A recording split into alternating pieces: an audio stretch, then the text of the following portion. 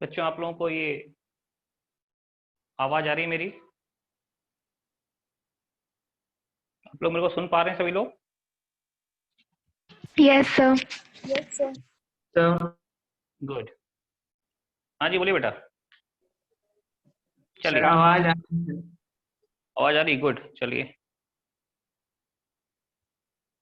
तो देखिए, आज हम लोग गैसियस स्टेट को पढ़ने जा रहे हैं। और गैसियस स्टेट जो है, इसमें गैसियस स्टेट में हम लोगों ने लास्ट क्लास में जहां स्टॉप किया था, याद करिए, वो क्या था? ग्राम्स लॉ, है ना? ग्राम्स लॉ में क्या था? जब गैस, दो गैसें मिक्स होती हैं तो उसको डिफ्यूजन बोलते हैं। या कोई गैस एक पिन होल से पास होती है तो क्या बोलते हैं? इफ्यूजन। दो गैसें मिक्स हुई तो डिफ्यूजन, और एक पिन होल से गैस पास होती है तो इफ्यूजन। डिफ्यूजन और इफ्यूजन, दो बातें आ गई मेरे सामने, है ना? उनके लिए ग्राम्स लॉ था। एक ही रिलेशन था, P is inversely proportional to 1 upon square root of density. उसी को हमने फॉर्मूले में कन्वर्ट किया, राइट? तो ये पार्ट हम देख चुके हैं, डिफ्यूजन इफ्यूजन का पार्ट हम देख चुके हैं। आज हमें आगे बढ़ना है, ठीक है? आज हमें आगे बढ़ना, और आगे वाले पोर्शन का नाम है बच्चों kinetic theory of gases, KTG। क्या बोलते हैं? KTG, kinetic theory of gases. आइए शुरू करते हैं KTG, kinetic theory of gas. इसको हम लोग शॉर्ट में KTG बोलते हैं, KTG, kinetic theory of gases, right? KTG या kinetic theory of gas, right? इसमें सर होता क्या है? रियल गैस सर इसी से रिलेटेड है क्या सर? रियल गैस नहीं वाला नहीं, जो कॉन्सेप्ट। ना, रियल गैस वाला कंसेप्ट इसके बाद शुरू होगा। अभी सब आइडियल गैस का ही कंसेप्ट चल रहा है। अच्छा सर। अभी सारा कंसेप्ट आइडियल गैस का, रियल गैस कंसेप्ट आएगा लेकिन इसके बाद आएगा, ठीक है? ओके। तो काइनेटिक आज थ्योरी का ऑफ ऑडियो गैस जो क्लियर है, है सर। क्या बेटा आज का? सर आज ऑडियो क्लियर है सर पूरा। और ऑडियो क्लियर है, चलिए अच्छी बात है। सुनिए, देखते हैं कब तक क्लियर रहता है। रहेगा तो अच्छा रहेगा।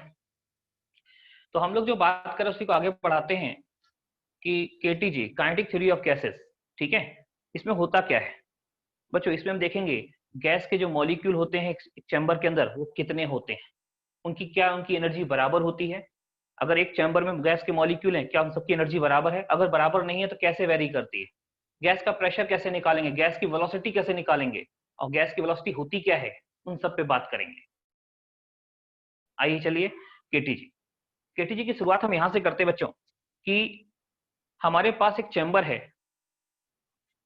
KTG की शुरुआत करने के लिए ये देखिए कि हमारे पास एक चैम्बर है। हल्का सा एक मिनट। हम्म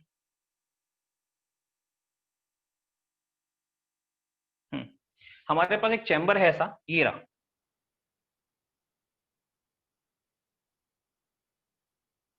इस चैम्बर में कोई गैस भरी हुई है, कोई गैस भरी बच्चों इसमें, ठीक है? तो ऐसे, अब कहेंगे इसमें जो गैस के मॉलिक्यूल होंगे ना, अलग अलग टाइप के मॉलिक्यूल होंगे। क्या? कोई मॉलिक्यूल टकराने जा रहा होगा, कोई जस्ट टकरा रहा होगा, कोई टकरा के वापस आ रहा होगा, कोई मॉलिक्यूल ऐसे बीच में घूम रहा होगा, कोई नीचे जा रहा होगा, कोई किधर भी जा रहा होगा, जिसका जिधर मन उधर जा रहा होगा। मतलब इस सैंपल के अंदर जो गैस के मॉलिक्यूल होंगे वो सब एक जैसे नहीं होंगे। कुछ मॉलिक्यूल टकराने जा रहे होंगे, कुछ मॉलिक्यूल टकरा के वापस आ रहे होंगे, यानी हर मॉलिक्यूल अलग काम कर रहा होगा। आई रिपीट, कुछ मॉलिक्यूल टकराने जा रहे होंगे, कुछ मॉलिक्यूल टकरा के आ रहे होंगे, कुछ, हर मॉलिक्यूल का अलग कहानी होगा, हर मॉलिक्यूल अलग तरीके से रिएक्ट कर रहा होगा। कुछ टकराने जा रहे हैं, कुछ टकरा के आ रहे हैं, कुछ टकरा रहे हैं, कुछ अभी बीच में है, कुछ मतलब। तो बताइए सर, जो टकराने जा रहा होगा उसकी काइनेटिक एनर्जी तो बहुत ज्यादा होगी, बहुत तेज से जा रहा होगा टकराने, है ना? जो टकरा के आ रहा होगा, जैसे वो जस्ट अभी टकरा के आ रहा है, उसकी काइनेटिक एनर्जी थोड़ी सी कम होगी। और जो टकरा रहा होगा उस इंस्टेंट पे उसकी काइनेटिक एनर्जी जीरो होगी। क्यों? जिस इंस्टेंट वो टकरा रहा है उस समय उसके पास कोई वेलोसिटी नहीं है, कोलिजन हो चुका है, दोनों कॉन्टेक्ट में आ चुके हैं, वेलोसिटी जीरो। उसके बाद जरूर है कि रिबाउंड होकर वापस जाएगा, लेकिन उस समय वेलोसिटी जीरो। तो बताइए, गैस के सैंपल में हर मॉलिक्यूल की काइनेटिक एनर्जी क्या है? अलग अलग है। गैस का सैंपल आप देख रहे हो, गैस के सैंपल में हर मॉलिक्यूल की काइनेटिक एनर्जी बच्चों अलग अलग है, हर मॉलिक्यूल की काइनेटिक एनर्जी अलग अलग, ठीक है? तो क्या कहेंगे सर, गैस का प्रेशर कैसे निकालेंगे? KTG में ही बात करेंगे, गैस का प्रेशर कैसे निकालेंगे, गैस की वेलोसिटी कैसे निकालेंगे, गैस की काइनेटिक एनर्जी कैसे निकालेंगे। तो इन गैस मॉलिक्यूल की क्या तीन चीजें, pressure, velocity, kinetic energy. KTG में तीन चीजें पढ़ेंगे, प्रेशर, वेलोसिटी, काइनेटिक एनर्जी, तीनों चीजें KTG में आएंगी। और यही हम करेंगे इस पे। आइए केटीजी शुरू करते हैं, ठीक है। देखिए तो फोटो ये है। अच्छा इसमें क्या है ना, अगर हम एक ग्राफ ड्रॉ करें, ग्राफ ऐसा, सब फोकस चेंज हो गया सर ऑटो फोकस ऑफ कर दीजिए ना। फोकस चेंज होता रहेगा ये। अरे यार फोन में फोटो, आज फोन से क्लास ले रहा है, मेरा पीसी तो काम ही नहीं कर रहा ना, तो फोन में ऑटो फोकस ऑफ कहाँ होता है, पता नहीं, होता भी होगा तो आइडिया नहीं। देखो यहाँ कोई ऑप्शन नहीं आ रहा है, चलो पढ़ो, थोड़ी देर में आगे पीछे करके सही हो जाएगा। तो देखिए जरा, हम जो आपसे बात कर रहे थे वो गैस के मॉलिक्यूल की काइनेटिक एनर्जी की बात कर रहे थे, ठीक है। अब गैस के मॉलिक्यूल की जो काइनेटिक एनर्जी है वो तो मैंने बता दी वेरी कैसे करेगी, है ना।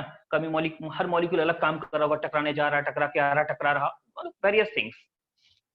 ओके, अब हमने कहा एक काम करते हैं, एक ग्राफ बनाते हैं। ये ग्राफ क्या रिप्रेजेंट करेगा, ये ग्राफ रिप्रेजेंट करेगा गैस के मॉलिक्यूल की जो काइनेटिक एनर्जी है उसका डिस्ट्रीब्यूशन। डिस्ट्रीब्यूशन कैसे रिलेट करेगा, आइए उस पर जरा बात करते हैं। तो देखिए ये ग्राफ ऐसा जाता है। अगर यहाँ पे हम वेलोसिटी प्लॉट कर दें या काइनेटिक एनर्जी प्लॉट करें, सपोज काइनेटिक एनर्जी और वेलोसिटी एक ही बात है,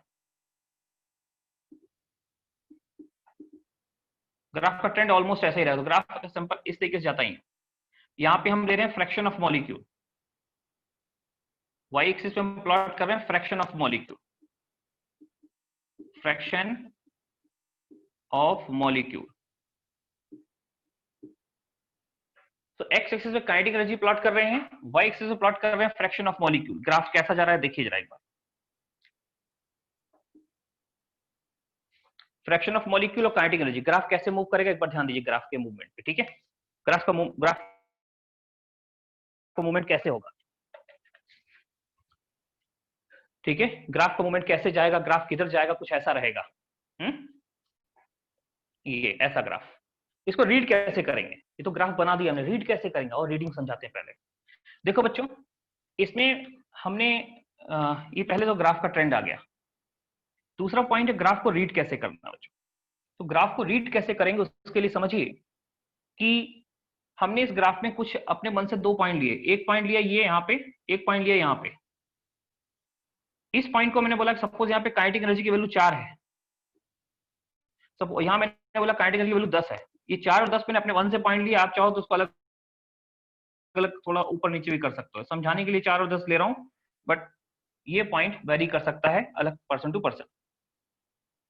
मैंने कहा कि काइनेटिक एनर्जी 4 एक रेफरेंस पॉइंट लिया, काइनेटिक एनर्जी 10 दूसरा रेफरेंस पॉइंट लिया। Kinetic energy 4 and kinetic energy 10 दो रेफरेंस पॉइंट है बच्चों मेरे पास। और मैंने कहा कि काइनेटिक एनर्जी अगर 4 है, अगर काइनेटिक एनर्जी 4 है ना, तो 4 या उससे कम किसकी है। देखो 4 या उससे कम है, तुमने कहा इस रीजन में ये काइनेटिक एनर्जी 4 या उससे कम है ना। ये काइनेटिक एनर्जी इसके इधर जो काइनेटिक एनर्जी है 10 या उससे ज्यादा है।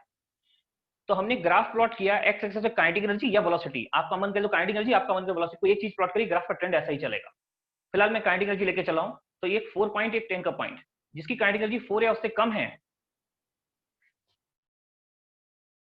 जिसकी काइनेटिक एनर्जी 4 या उससे कम है, मैंने उसको एक पॉइंट लिया। 10 या उससे ज्यादा उसको दूसरा पॉइंट लिया। 10 से ज्यादा नहीं इसके इधर, 4 से कम नहीं इसके इधर।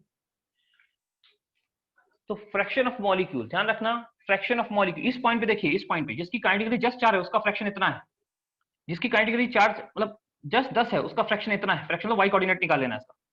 लेकिन जिसकी काइनेटिक एनर्जी 4 से कम है उन फ्रैक्शन का सम कितना है।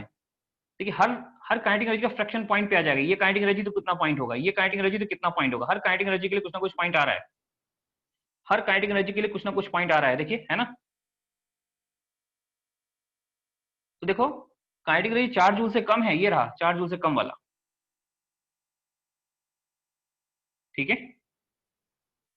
जिसकी काइनेटिक एनर्जी 4 जूल है इतना फ्रैक्शन है, उस 3 जूल है इतना फ्रैक्शन, 2 जूल है इतना फ्रैक्शन, 1 जूल है इतना फ्रैक्शन, लेकिन 4 जूल से कम है उनका सम, उसका सम ये एरिया अंडर द कर्व होगा। ये एरिया अंडर द कर्व क्या रिप्रेजेंट करता है, फ्रैक्शन ऑफ मॉलिक्यूल जिनकी काइनेटिक एनर्जी 4 से कम है। और 4 को मान लो जो 4 से कम है हम उसको लो काइनेटिक एनर्जी मॉलिक्यूल बोलेंगे। बच्चों हम अपने मन से बोल रहे हैं क्या, जिसकी काइनेटिक एनर्जी 4 से कम उसको क्या बोलेंगे, लो काइनेटिक एनर्जी मॉलिक्यूल। जिसकी भी काइनेटिक एनर्जी 4 से कम है उसको हम लो काइनेटिक एनर्जी मॉलिक्यूल बोलने जा रहे हैं। क्या बोलने जा रहे हैं, लो काइनेटिक एनर्जी मॉलिक्यूल, ठीक है। तो 4 से कम एनर्जी है low kinetic energy, low kinetic energy molecule. जिसकी एनर्जी 10 से ज्यादा है ये, इसको बोलेंगे high kinetic energy molecule, high kinetic energy molecule. Sir graph के हिसाब से उस 10 से ज्यादा उसके आगे कैसे हो जाएगा? 10 से ज्यादा सर अमाउंट में है कि उसका मैग्नीट्यूड है? बेटा 4 और 10 मैंने रेफरेंस पॉइंट लिए, जिनकी एनर्जी 4 से कम है, 4 जो भी यूनिट है 4 जूल है मान लो, 4 जूल से कम उनको लो काइनेटिक एनर्जी मॉलिक्यूल बोलेंगे, जिनकी काइनेटिक एनर्जी 10 जूल से ज्यादा उनको हाई काइनेटिक एनर्जी मॉलिक्यूल बोलेंगे। और हाई वो जिनकी 10 से ज्यादा वो सब इधर ये एरिया अंडर इस कर्व, और एक्स एक्सिस जो एरिया होगा उसको एरिया अंडर द कर्व आ जाएगा इधर। ये एरिया अंडर द कर्व इधर वाला पूरा क्या रिप्रेजेंट करेगा? High kinetic energy molecule, high kinetic energy molecule को रिप्रेजेंट करेगा। 4 जूल से कम का जो एरिया है किसका रिप्रेजेंट करेगा? लो काइनेटिक एनर्जी के मॉलिक्यूल को, है ना। और जो 4 से 10 के बीच का एरिया, ये एरिया, ये मॉडरेट काइनेटिक एनर्जी होगा, मॉडरेट काइनेटिक एनर्जी मॉलिक्यूल ये सब, ठीक है। ये moderate kinetic energy molecule, clear?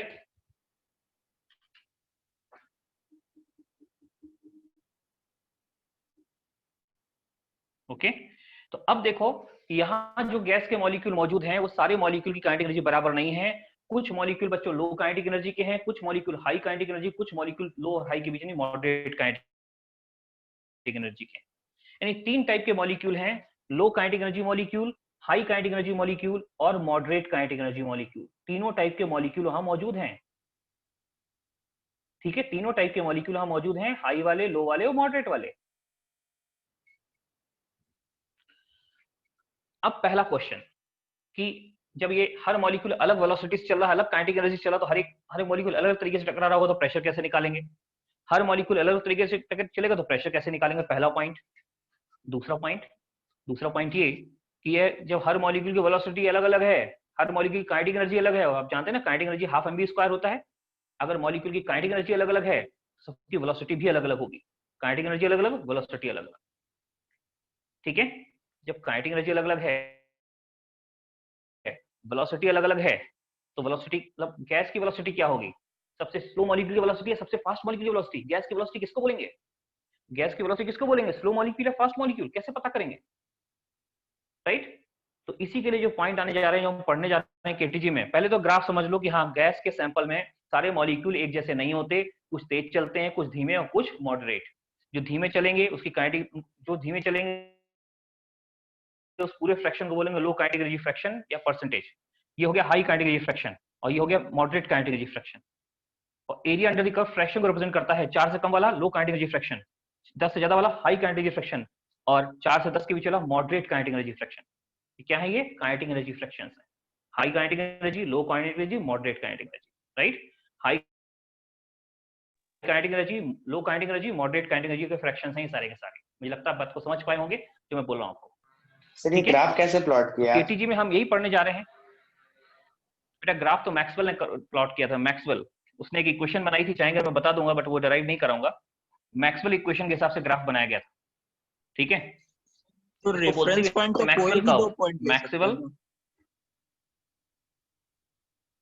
हाँ कोई भी दो। बेटा ये समझाने के लिए मैंने लिया कि लो, हाई और मॉडरेट 3 टाइप के मॉलिक्यूल होते हैं।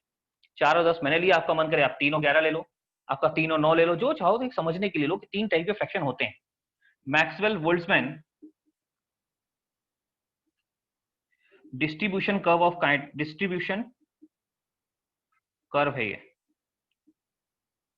Of kinetic energy. Maxwell Boltzmann distribution curve of kinetic energy या वेलोसिटी, चाहे काइनेटिक एनर्जी कर्व ले लो या वेलोसिटी का कर्व ले लो, यही है Maxwell Boltzmann distribution curve of kinetic energy, ठीक है।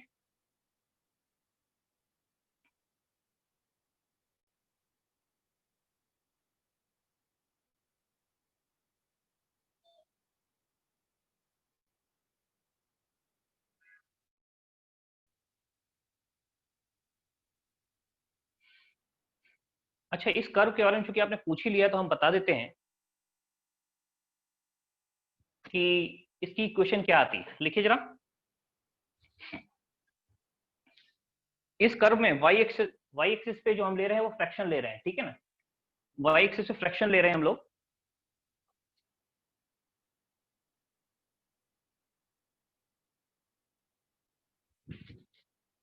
लिखें ये बच्चों, अगर हमें इक्वेशन बताएंगे अभी कंफ्यूज, पहले कंसेप्ट समझो, लास्ट में आपको इक्वेशन बता देंगे कि इक्वेशन किस ग्राफ से आई। एक डिफरेंशियल इक्वेशन है, काफी कॉम्प्लेक्स डिफरेंशियल इक्वेशन है जो मैक्सवेल ने डिराइव करी।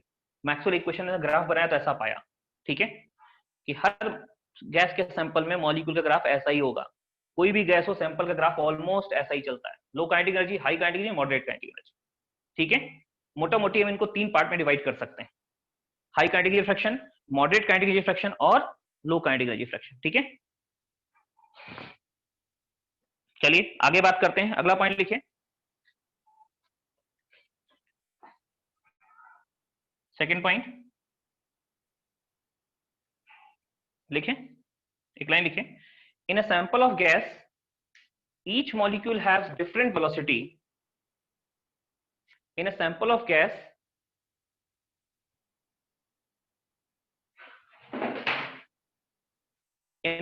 gas, each molecule have different velocity. Hence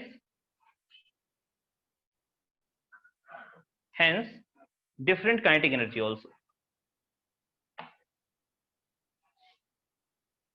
Hence different kinetic energy also.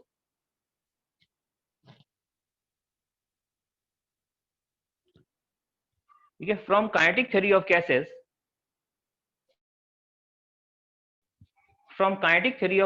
we can find, part A, pressure of gas, part B, velocity of gas,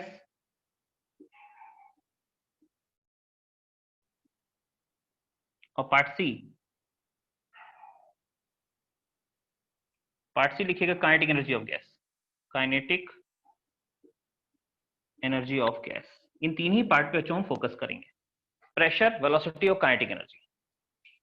पहले pressure की बात करेंगे, फिर velocity की बात करेंगे और फिर हम काइनेटिक एनर्जी की बात करेंगे, ठीक है। तो आइए शुरू करते हैं यही चीज। आज मैं फोटो नहीं ले रहा हूँ, मुझे लगता है क्योंकि मेरा फोन तो ऑलरेडी, फोन से आज टेलीकास्ट कर रहा हूँ तो फोटो लेने का कोई चांस ही नहीं है, ठीक है। सर फोन से क्वालिटी अच्छा मुझे लगा विंडोज अपडेट हो जाएगा थोड़ी देर में, लेकिन इतना समय हो गया अभी तक विंडोज अपडेट नहीं हुआ मेरा। चलिए ये जो है ना, समझ गए। अब हम लोग पहले क्या पढ़ेंगे, पढ़ेंगे हम लोग, पहले वेलोसिटी पढ़ेंगे, फिर प्रेशर पढ़ेंगे, फिर काइनेटिक एनर्जी। सबसे ज्यादा समय वेलोसिटी में लगने जा रहा है, तो आइए वेलोसिटी की बात करते हैं। सबसे पहले पार्ट बी शुरू करेंगे, वेलोसिटी, ठीक है। इसको हटाएं बच्चों, वेलोसिटी शुरू करें।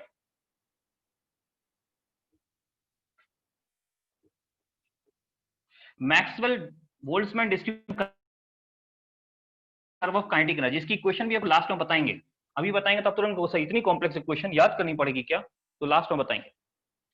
चलिए शुरू करिए, पहला पॉइंट, पार्ट 1 क्या है। पार्ट 1 लिखिए, velocity of gas, part A ही लिख लीजिए, velocity of gas. Velocity of gas क्या है, आओ बात करें। वेलोसिटी ऑफ गैस क्या है बच्चों, चलो बात करते हैं, ठीक है। तो देखो जो वेलोसिटी ऑफ गैस है, जैसे आप जानते हैं कि सैंपल में हर टाइप के मॉलिक्यूल होते हैं, बहुत तेज, बहुत धीमे और मॉडरेट। तो वेलोसिटी क्या बोलेंगे, क्या सबसे तेज मॉलिक्यूल की वेलोसिटी, क्या सबसे धीमे मॉलिक्यूल की वेलोसिटी, या किसी बीच के मॉलिक्यूल की वेलोसिटी, या सबका एवरेज। क्या लगता है आप लोगों को, गैस की वेलोसिटी क्या बोलनी चाहिए, सबसे तेज मॉलिक्यूल की वेलोसिटी, सबसे धीमा, या हल्का जो बीच का मॉलिक्यूल, या सबका एवरेज? क्या आपको जस्टिफाइड लगता है, बोलिए। एवरेज, बिल्कुल। बहुत सारे साइंटिस्ट को भी यही लगा कि एवरेज लेना चाहिए, उन्होंने लिया भी, थोड़ी सी एरर रह गई, उसको दूर करने की कोशिश की, और बड़ी एरर हो गई, और फाइनली इन दोनों एरर को दूर करते हुए फिर एक फाइनल वेलोसिटी निकली। तो पहली कोशिश जो साइंटिस्ट ने की एवरेज निकालने की, हम वही करेंगे। उससे थोड़ी गलती हो गई, उसको कैसे सुधारा गया और कैसे हम आगे बढ़े, उन सब पे वन बाय वन बात करेंगे, ठीक है। लेकिन पहले एवरेज लेंगे, जैसा कि आप सभी ने बोला, ठीक है। तो मान लीजिए गैस का एक सैंपल है, इसमें मॉलिक्यूल V1 वेलोसिटी से चल रहा है, दूसरा मॉलिक्यूल V2 वेलोसिटी से चल रहा है, तीसरा मॉलिक्यूल v3 वेलोसिटी से चल रहा है। ऐसे करते करते जो nth मॉलिक्यूल है वो vn वेलोसिटी से चल रहा है। nth मॉलिक्यूल vn वेलोसिटी से चल रहा है, ठीक है। v1 v2 v3 vn nth velocity से चल रहा है, ये n मॉलिक्यूल्स है, vn है यहाँ पे। तो कहते हैं वेलोसिटी यहाँ पे 3 टाइप की वेलोसिटी होती हैं, a1 a2 और a3। a1 तो बच्चों एवरेज वेलोसिटी, एवरेज स्पीड या एवरेज वेलोसिटी, v एवरेज बोलते हैं, avg। उसके बाद कुछ आएगा, फिर उसके बाद कुछ आएगा, दो और लिखेंगे। पहली वेलोसिटी, पहली साइंटिस्ट लोगों ने कोशिश की थी, तो उन्होंने कोशिश की कि एवरेज जो सबसे इसकी वेलोसिटी निकालें, रिप्रेजेंटेटिव वेलोसिटी। पहली कोशिश थी एवरेज वेलोसिटी निकालने की। तो एवरेज कैसे निकालते हैं, आइए देखते हैं। आप सभी जानते हैं एवरेज निकालने का तरीका क्या है, a1 v एवरेज। उन्होंने कहा एक काम करो, v एवरेज निकालना है तो सारी वेलोसिटी का वेक्टर सम ले लो, vector v1 plus vector v2 dash dash dash vector vn upon number of particle से डिवाइड कर दो। Vector v1 vector v2 vector v3 upon number of particle से डिवाइड कर दो, ठीक है। ये तो नंबर ऑफ पार्टिकल से डिवाइड करोगे तो ये एवरेज वेलोसिटी आ जाएगी, ठीक है। और इसका मॉड ले लो, हमें चूंकि वो चाहिए ना तो मॉड ले लो, मॉड लोगे तो स्पीड आ जाएगी एवरेज। ऐसा ये है एवरेज वेलोसिटी। देख लो बच्चों, एवरेज ऐसे ही निकालते हैं, एवरेज ऐसे ही निकालते हैं जैसे एवरेज मैंने निकाला है सामने। एवरेज वेलोसिटी निकालने का तरीका यही है, vector v1 vector v2 vector vn upon number of particle, हो गया एवरेज वेलोसिटी। अच्छा, इसमें एक काम और करते हैं। क्या काम ये है कि सर अभी वेक्टर सम कैसे लेंगे, तो मैक्सवेल ने अपनी इक्वेशन का यूज करके इसको प्रूव किया कि बाई केटीजी, इसके बाद हम डेरिवेशन नहीं करेंगे, बाई केटीजी। सिलेबस में आपको करना भी नहीं है, ठीक है, कंपटीशन तो कोई नहीं कराएगा, आपको सिलेबस में नहीं करना है। तो वेक्टर केटीजी से ऐसा प्रूव कर सकते हैं कि v एवरेज इक्वल टू आता है, इसको हम और थोड़ा सा वेक्टर सम लेते हुए सॉल्व करें तो v एवरेज हम यहाँ पहुंच जाते हैं, root of 8RT upon pi m, root of 8RT upon pi m। बच्चों r तो आप जानते हैं गैस कांस्टेंट है, r आप जानते हैं, पाई आप जानते हैं, t क्या है टेम्परेचर इन केल्विन और m क्या है मॉलिक्यूलर वेट। ये इक्वेशन जनरली हमको यूज करनी है क्वेश्चंस में। Average velocity equals to 8RT upon pi m, 8RT upon pi m। r है गैस कांस्टेंट, पाई है क्या, वही पाई जो आप जानते हैं 22/7 या जो भी आप जानते हैं, t टेम्परेचर इन केल्विन और m हो गया molecular mass. t temperature in kelvin है, m हो गया मॉलिक्यूलर मास। तो ये वाला t फॉर्मूला टेम्परेचर इन आएगा केल्विन और m हो गया। देखो बच्चों मैंने बोला ना स्टार्टिंग ऐसे ही हुई, और केटी जो मैक्सवेल की इक्वेशन है उसको रखते हुए यहाँ तक पहुंच जाएंगे। बस डेरिवेशन पे आपको नहीं जाना है, ठीक है, कैसे क्या जाना है, कैसे कैसे उसने इंटीग्रेट किया, वो कॉम्प्लेक्स स्टेप अभी हम नहीं कर सकते, ठीक है। सीधे मानो कि एवरेज ऐसे निकालते हैं और इसमें हम केटीजी का उपयोग करते हैं, लिखिए बाई केटीजी हम इस फॉर्मूले तक पहुंच गए, डायरेक्ट फॉर्मूला लिख के याद रखिए इसको, ठीक है। डेरिवेशन चाहिए तो मैं आप लोग कभी कोई बाद में पूछ लेना जब थोड़ा इंटीग्रेशन समझ जाओ, अभी नहीं। बल्कि आपको बताए ना केटीजी तक हम आपको जो भी पढ़ा रहे हैं, केटीजी तक आपको जो भी मैं पढ़ा रहा हूँ ये 12th में फिर आएगा मॉडर्न फिजिक्स में, वहां इसका डेरिवेशन होगा। यानी जो आपको लॉ पढ़ाए थे, Boyle's law, Charles law, Gay Lussac law, है ना, इवन डाल्टन्स लॉ, एक सब केटीजी, ये केटीजी तक पूरा फिर से मॉडर्न फिजिक्स में एक बार आएगा, ठीक है। वहां तब तक आप लोग काफी कुछ चीजें सीख चुके होंगे, इंटीग्रेशन डीप में जा चुके, कैसे इसको इंटीग्रेट करना है। अदरवाइज वो कॉम्प्लेक्स इक्वेशन रखेंगे, इंटीग्रेट करना फिर थोड़ा मुश्किल होगा, ठीक है। इसलिए अभी सीधे लिखिए, V average equal to root of 8RT upon pi m होता है। हर चीज का मतलब समझिए, 8 r क्या है, t क्या है, m क्या है, पाई क्या है, 8RT upon pi m, right.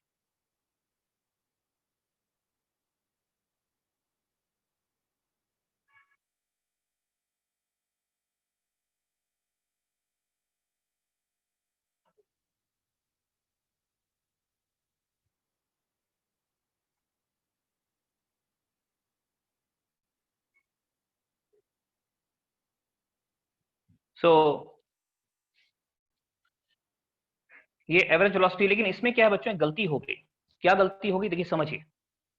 था क्या कि जब हम वेक्टर सम लेते हैं, ये वेक्टर सम, तो आप अच्छे से जानते हैं, देखिए वैसे तो प्रॉपर डेरिवेशन है इसका, लेकिन इसको और समझने के लिए, आपको फीलिंग लाने के लिए ऐसे मानिए कि इससे जब हमने वेक्टर नोट में वन करके ऐसा, ये जो वेक्टर सम लिया होगा ना ऐसे यूं, तो जो वेक्टर सम बीच में बहुत सारे ऐसे वेक्टर आए होंगे जो इक्वल एंड अपोजिट होंगे। इस फ्रैक्शन में इक्वल एंड अपोजिट वेक्टर का सम 0 हो गया होगा, इस फ्रैक्शन में भी इक्वल एंड अपोजिट वेक्टर का सम 0 हो गया होगा, इस फ्रैक्शन में भी इक्वल एंड अपोजिट वेक्टर का सम 0 होगा। नहीं, बहुत सारे ऐसे वेक्टर होंगे। जब हम वेक्टर सम ले रहे थे, वेलोसिटी का वेक्टर सम ले रहे थे, तो वेक्टर सम लेने में बहुत सारे ऐसे वेक्टर होंगे जिनका सम क्या हो गया होगा, 0 हो गया होगा। जब वेक्टर सम 0 हो गया, ध्यान दीजिए, जब वेक्टर सम 0 हो गया तो ऐसे बहुत सारे वेक्टर होंगे जिनका नेट रिजल्टेंट कैंसिल हो गया और न्यूमरेटर में कंट्रीब्यूट नहीं कर पा रहे हैं। अगर उनका रिजल्टेंट, ऐसे बहुत से वेक्टर होंगे जिनका रिजल्टेंट 0 हो गया, वो न्यूमरेटर में कंट्रीब्यूट नहीं कर पा रहे हैं, राइट।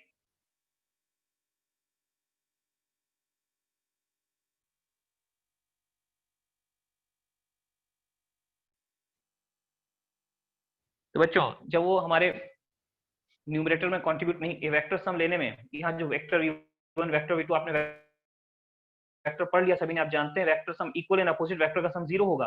और जब वेक्टर सम ले रहे होंगे तो इसमें बहुत सारे ऐसे वेक्टर होंगे जिनका न्यूमरेटर में उनका रिजल्टेंट 0 हो गया, न्यूमरेटर में कोई कंट्रीब्यूशन नहीं होगा, लेकिन डिनोमिनेटर में उनको हमने काउंट कर लिया। अब बताइए, न्यूमरेटर में कोई कंट्रीब्यूशन नहीं होगा और डिनोमिनेटर में काउंट हो गए, तो नेट में न्यूमरेटर जोड़ते समय न्यूमरेटर में तो कुछ आया नहीं, हाँ डिनोमिनेटर में कुछ आया।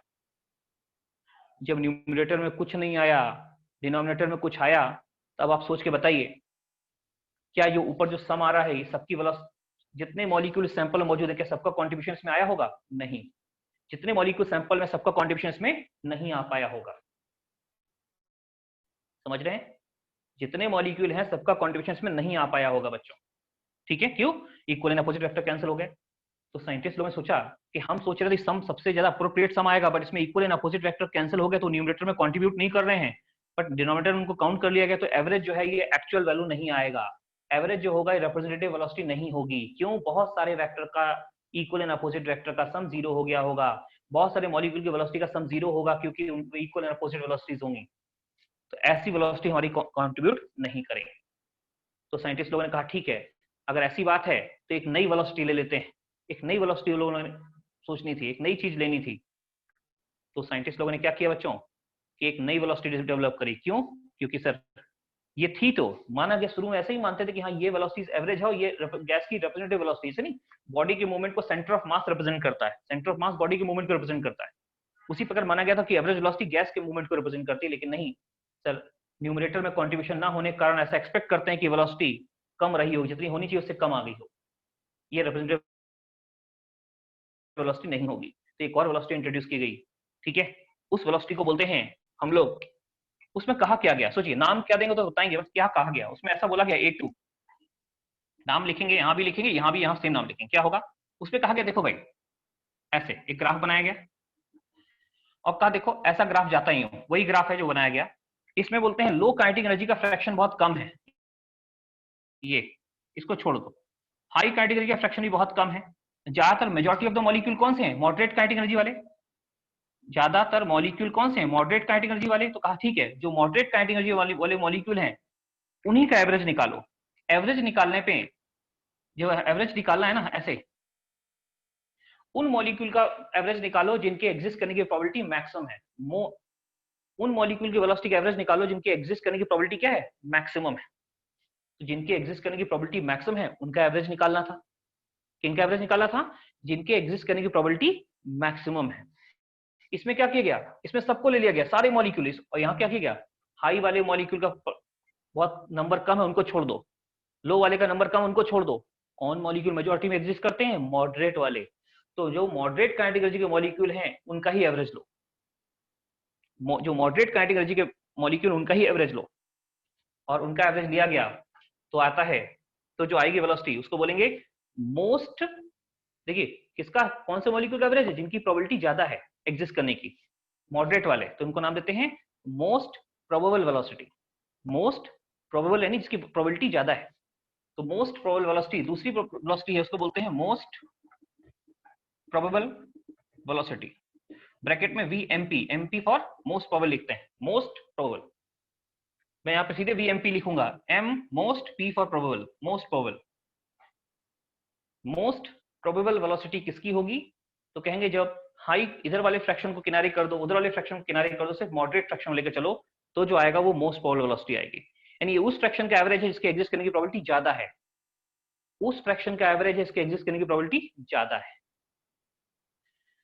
तो VMP या मोस्ट प्रोबेबल वेलोसिटी जो हम देखने जा रहे हैं वो है, और इसको भी भाई KTG हम प्रूव कर सकते हैं। पहले समझ लो है किसका फ्रैक्शन, मोस्ट प्रोबेबल क्या है, जिसकी प्रोबेबिलिटी ज्यादा है। तो बाई KTG डेरिवेशन पे नहीं जाएंगे, सीधे फॉर्मूला लिखेंगे। यहाँ पे क्या था 8RT/πm, तो इसी से मिलता जुलता आता है, बस ये तो सेम रहेगा।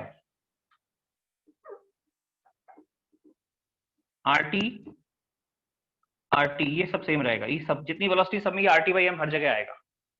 तो RT/m वहां भी आएगा, लेकिन जहां 8/π उसकी जगह 2 आएगा, रूट ऑफ।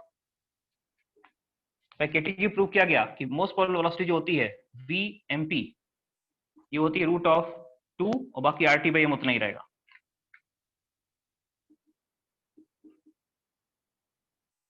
ये उनका एवरेज था जिनके एग्जिस्ट करने की प्रोबेबिलिटी मैक्सिमम थी। मोस्ट प्रोबेबल वेलोसिटी जिस टाइप का फ्रैक्शन ज्यादा है उसका एवरेज लिया गया, तो मोस्ट प्रोबेबल आ गया 8RT/m, यहाँ पे 8RT/πm, यहाँ खाली रूट 2RT/m, पाई नहीं है इसमें। लेकिन साइंटिस्ट लोगों ने सोचा कि ये एप्रोप्रिएट वेलोसिटी होगी। साइंटिस्ट ने क्या सोचा कि ये वेलोसिटी एप्रोप्रिएट होगी, लेकिन तो सोचते हैं होता कहाँ है, यहाँ भी नहीं हुआ। उन्होंने सोचा ये एप्रोप्रिएट वेलोसिटी होगी, साइंटिस्ट ने सोचा ये एप्रोप्रिएट वेलोसिटी होगी, लेकिन बच्चों हुआ क्या? हुआ कुछ ऐसा। क्या? उन्होंने कहा देखो भाई, इस वाले में प्रॉब्लम क्या थी कि न्यूमरेटर में सबका कंट्रीब्यूशन नहीं आ रहा था। क्यों? बहुत सारे vector equal and opposite cancel हो रहे थे। ठीक है, तो हमने कहा ठीक है, उससे बचने के लिए हमने लो और हाई को छोड़ दिया, खाली मॉडरेट वाले को लिया। लेकिन बताओ ना, अगर मॉडरेट वाले का ले रहे हैं, अगर मॉडरेट वाले का ही एवरेज ले रहे हैं, तो क्या मॉडरेट वाले में अब इक्वल एंड अपोजिट वेक्टर नहीं होंगे? बिल्कुल होंगे। अब हमारी एरर जो घटने के बजाय क्या होगी, बढ़ गई। कैसे बढ़ गई? देखो ऐसे ग्राफ अगर बनाते हैं तो अपने आप देखिए बढ़ गई। कैसे? आपने क्या किया बच्चों, आपने इसको छोड़ दिया, इसको छोड़ दिया। अरे अगर नहीं छोड़ते इस फ्रैक्शन को तो कुछ तो कंट्रीब्यूट करता न्यूमरेटर में, इसको नहीं छोड़ते न्यूमरेटर में कुछ तो कंट्रीब्यूट करता। देखिए अभी मैं आपको जो अप्रोच दे रहा हूं अलग है, जब डेरिवेशन से अप्रोच दूंगा वो तो सीधे इंटीग्रल डिफरेंशिएशन का अप्रोच होगा। ठीक है, डेरिवेशन जब करते हैं तो वहां अप्रोच क्या होगा, इंटीग्रेशन डिफरेंशिएशन का अप्रोच होगा। अभी जो अप्रोच है वो सिंपल अप्रोच है। ठीक है, ताकि बिना उसके आप समझ पाए, तो दोनों अप्रोच पे चलेंगे। वो अप्रोच लेटर आएगी, ये अप्रोच अर्ली वाली। इसमें क्या समझा रहा हूं, मैंने कहा देखो इसमें ये जो थी ना, साइंटिस्ट ने सोचा कि यार ये एरर है तो इसमें एरर कम हो गई। नहीं, एरर कम नहीं हुई, एरर बढ़ और गई। कैसे बढ़ गई बच्चों? एक तो आपने हाई और लो को इग्नोर कर दिया, छोड़ दिया। अगर वो रहते तो कुछ तो न्यूमरेटर में कंट्रीब्यूट करते ऐसे में एवरेज निकालने में। और दूसरा क्या हो गया, जो कैंसिलेशन वाली प्रॉब्लम थी कि ये इक्वल एंड अपोजिट वेक्टर ये यहाँ पे भी है, यहाँ भी कैंसिल तो हो ही रहे होंगे भी। इसमें जो मॉडरेट वाला लिया, लेकिन मॉडरेट में कैंसिलेशन का प्रॉब्लम सॉल्व नहीं हुआ। इस मॉडरेट काइनेटिक एनर्जी, मॉडरेट के अंदर इक्वल एंड अपोजिट वेक्टर भी कैंसिल हो रहे होंगे। वो प्रॉब्लम जो यहाँ थी, प्रॉब्लम यहाँ पे भी है, यहाँ बढ़ गई। आपने हाई और लो को छोड़ दिया, कुछ तो कंट्रीब्यूट करते, तो प्रॉब्लम घटने के बजाय प्रॉब्लम बढ़ गई। समझ रहे हैं? प्रॉब्लम घटने के बजाय प्रॉब्लम बढ़ गई बच्चों। तो ये भी अप्रोप्रिएट नहीं रही। पहली कोशिश ये थी, इसको करेक्ट करने के लिए ये किया गया कि ठीक है हाई लो बहुत बहुत माइनॉरिटी में है, छोटे छोटे हैं, उनको किनारे कर दो, मेजॉरिटी वालों को लेके चलो। ठीक है, लेकिन ये सही नहीं रहा। जो मॉलिक्यूल कम थे, ठीक है, उनको छोड़ना भी अप्रोप्रिएट, से भी एरर बढ़ गई, एरर कम नहीं हुई। तो ये जो क्वेश्चन है most probable velocity, most probable उसका एवरेज जिसके एग्जिस्ट करने की प्रोबेबिलिटी ज्यादा है, रूट 2RT/m। क्या बोलेंगे? यहाँ नोट में लिखा हुआ नहीं, समझना है कि ये वेलोसिटी भी उतनी अप्रोप्रिएट नहीं रही, बल्कि एरर घटने की वजह एरर बढ़ गई। क्यों? Cancellation, equal and opposite vector cancellation is still there, और साथ में इग्नोरेंस आ गया, आपने हाई लो को इग्नोर कर दिया। ठीक है, तो यहाँ नोट पे लिख लीजिए, एक लाइन लिख लो। अच्छा लिखो, most probable velocity, most probable velocity can also be not considered, most probable velocity can also be not considered as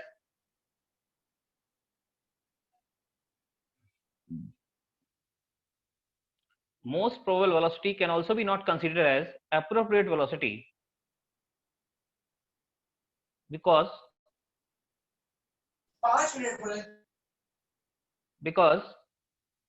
sir as के बाद most probable velocity can also be not considered, most probable velocity can also be not considered as appropriate velocity because cancellation is still there,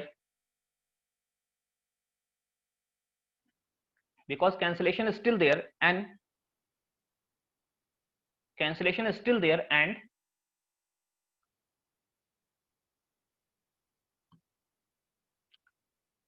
neglection comes into picture. Neglection bracket में sorry, and neglection comes into picture. Neglection comes into picture. Most probable velocity can also be not considered as appropriate velocity. Most probable velocity can also be not considered as appropriate velocity because neglection is still there. Because neglection is still there and cancellation is still there. Because cancellation is still there. Cancellation is still there and neglection comes into picture. Sir A1 का भी ऐसा लिखना था। नहीं, इसी में लिखना केवल, लिखो ना इसमें cancellation is still there and neglection comes into picture. तो क्या बोलेंगे, एरर घटने के बजाय एरर बढ़ गई बच्चों, एरर घटी बढ़ गई, एरर जो एक्सपेक्टेड था घट जाएगी वो घटी नहीं बल्कि एरर बढ़ गई, राइट।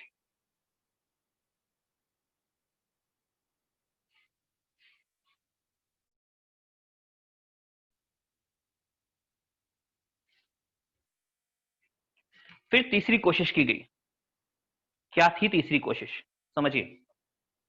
इसको हटा रहे हैं बच्चों, कोई फोटो नहीं आज में, आज वीडियो साफ आ रहा होगा ना। Yes sir, yes sir. Phone से ही करिएगा। ए भाई मेरा फोन खराब हो जाएगा, अरे पता है 70-80 हजार रुपए का फोन है। कौन सा सर? कोई S10 है शायद, S10 या S9 कुछ ऐसा।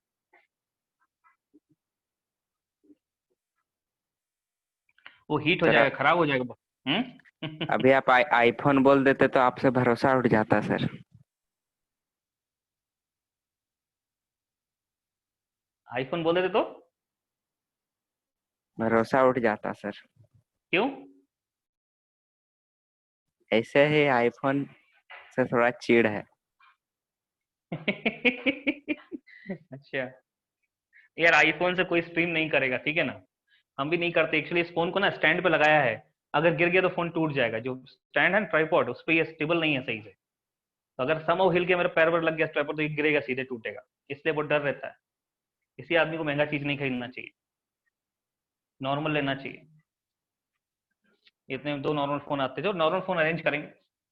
हाँ जी बेटा, वो नेटवर्क का इशू, फोन से कोई मतलब नहीं है, नेटवर्क सही है इसलिए आप सही देख पा रहे हो, नेटवर्क खराब हो जाए सही नहीं दिखेगा आपको, ठीक है।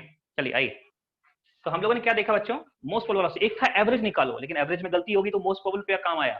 फिर एक इसमें भी कुछ समस्या थी, क्या समस्या थी, कैंसिलेशन अभी भी हो रहा है, नेग्लेक्शन आ गया पिक्चर में, तो एरर घटने की वजह बढ़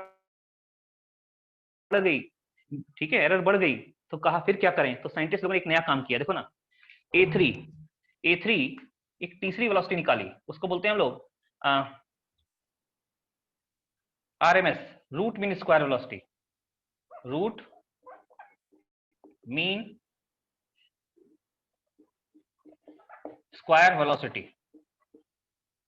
VRMS, V और बेस में V लिखेंगे और बेस में लिखेंगे RMS, रूट मीन स्क्वायर। इसका मतलब क्या हुआ, VRMS root mean square velocity आ गई बच्चों इसमें। अब VRMS होती क्या है, और समझते VRMS क्या है, रूट मीन स्क्वायर वेलोसिटी क्या है। देखो जरा, रूट मीन स्क्वायर वेलोसिटी क्या होती है कि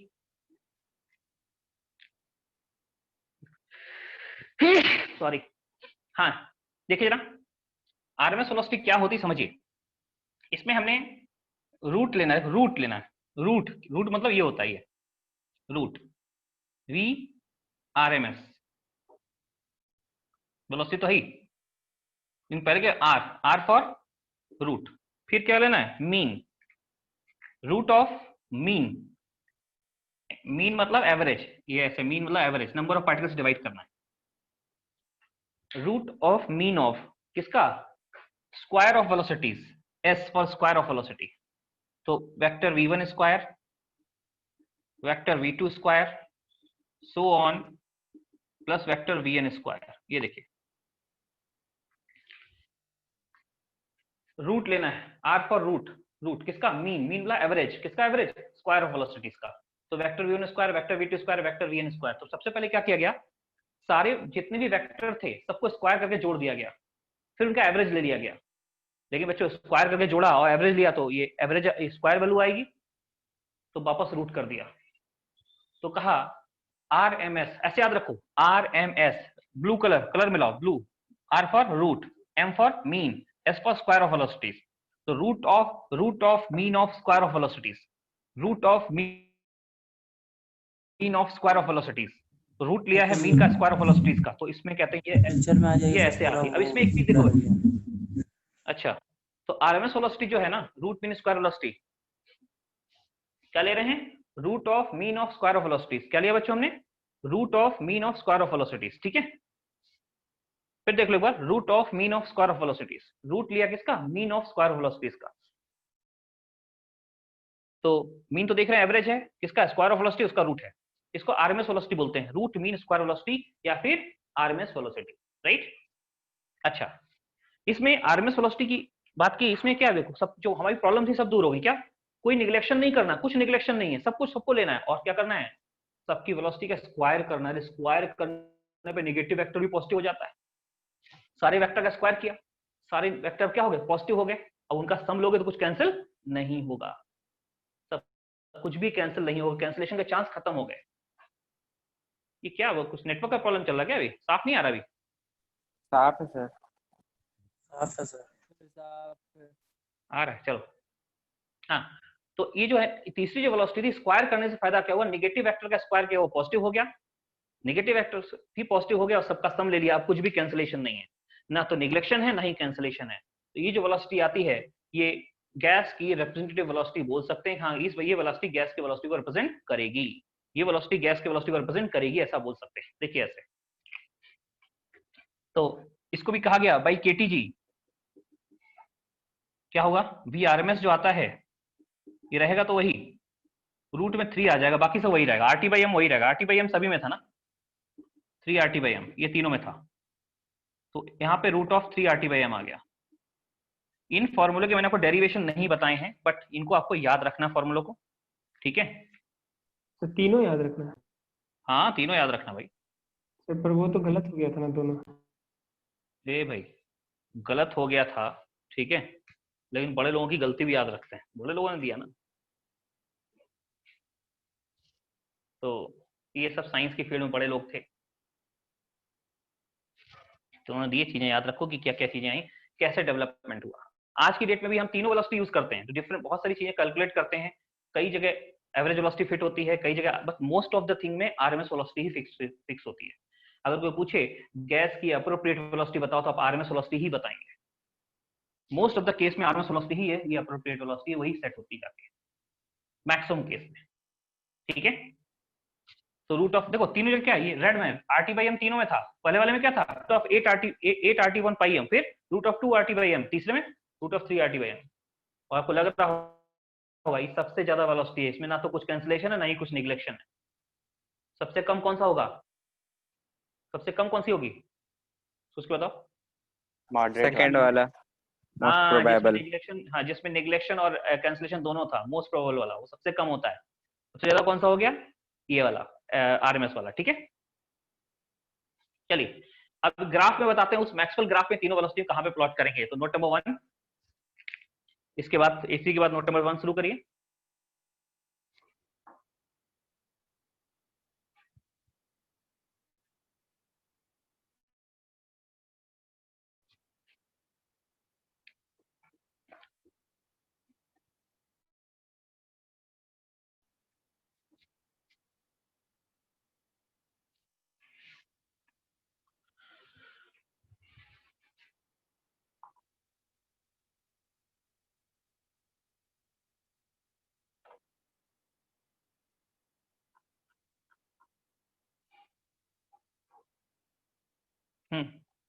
चलो बच्चों,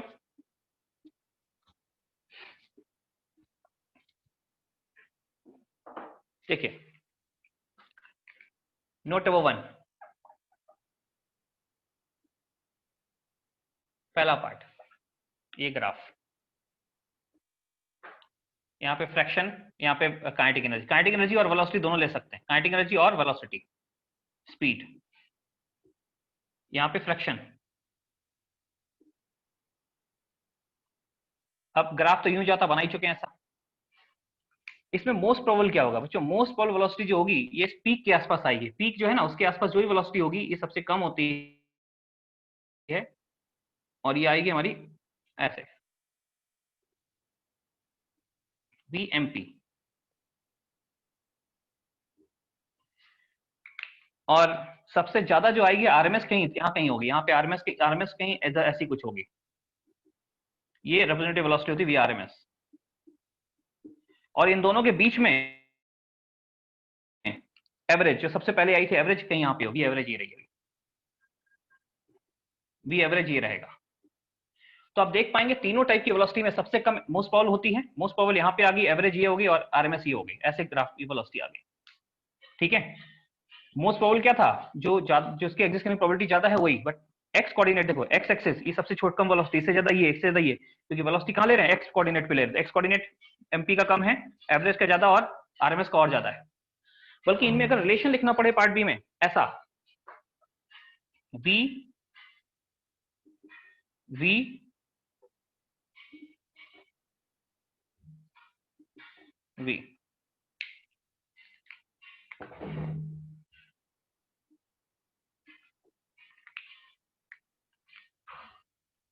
VMP, V एवरेज और VRMS, ये देखो तीनों, ठीक है। ऐसा MP, एवरेज और RMS, ठीक है।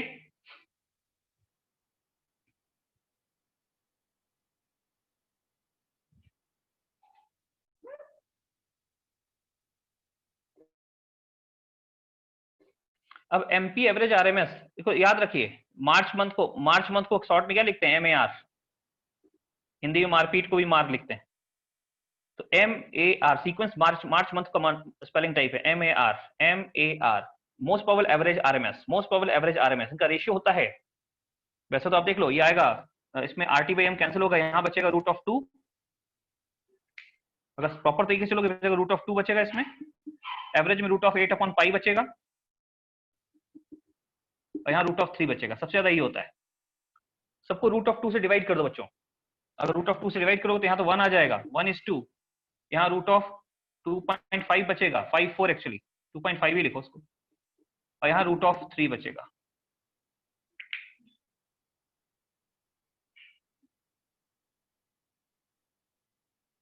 सर वहाँ 2.5 की जगह 2 होगा सर, क्योंकि सर अगर 2 से डिवाइड करेंगे तो सर 2√3 होता है सर। 8 √2 से डिवाइड करो, √2 से। हाँ सर वही 1 हो जाएगा। यहाँ कितना हो जाएगा सर? 2 होना चाहिए मेरे हिसाब से। 2 होगा। Yes sir. यहाँ आएगा √2.54। सर सिर्फ 2 होगा ना? ओहो सॉरी मेरे से सर 2/√π, क्योंकि पाई सर हटेगा थोड़ी। पाई क्यों हटेगा? पाई तो रहेगा ना। तो 2/√π यस होगा ना सर? तो डिवाइड भी ना करेंगे √π से? हाँ करो ना डिवाइड, पाई √2 से पूरे डिवाइड करो। क्या आता है देखो जरा, मुझे लगता है कि √2.5 आता है, और यहाँ आता है √2.54, ऐसा कुछ आता है। देखो जरा, हल्का हल्का मुझे याद आ रहा है। आप लोग एक बार डिवाइड करके देख लो, मुझे याद है कि ऐसा ही कुछ रिलेशन आता है। सर एक तो मैं √π भी तो आएगा मिडिल वाला टर्म में। हाँ बोलिए। मिडिल वाला टर्म में अरे पाई से √π भी डिवाइड तो करके आएगा। देखो कितना आ रहा है। अच्छा सर 2√2π/π। आप कैलकुलेट करके बताओ। पाई की वैल्यू रख के देखो, पाई की वैल्यू रख के सॉल्व करो। सर 1:1.128:1.24 ना?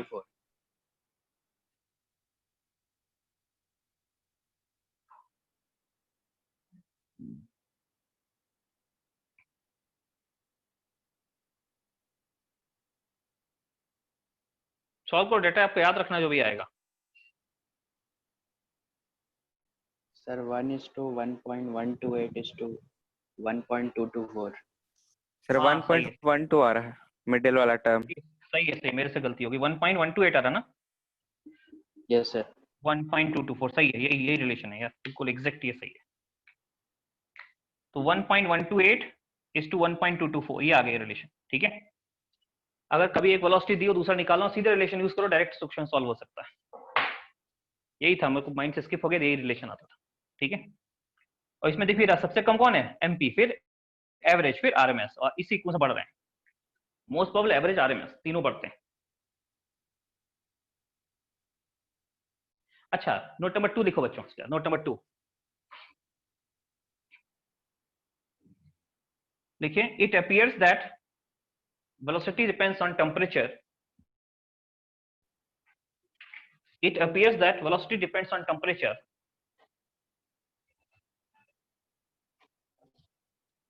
रुको, ऐसा नहीं, अभी नहीं, रुक जाओ। नोट नंबर 2 ऐसा करो कि हम इसका एक और फॉर्मूला, इसको और कैसे लिख सकते हैं। सपोज जो समझा रहा हूँ उसको लिखो, लाइन मत लिखो भी।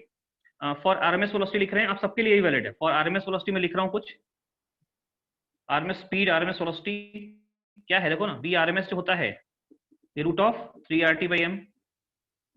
ओके, एक काम करो बच्चों, रूट ऑफ 3RT/m हो गया। मैं चाहता हूं कि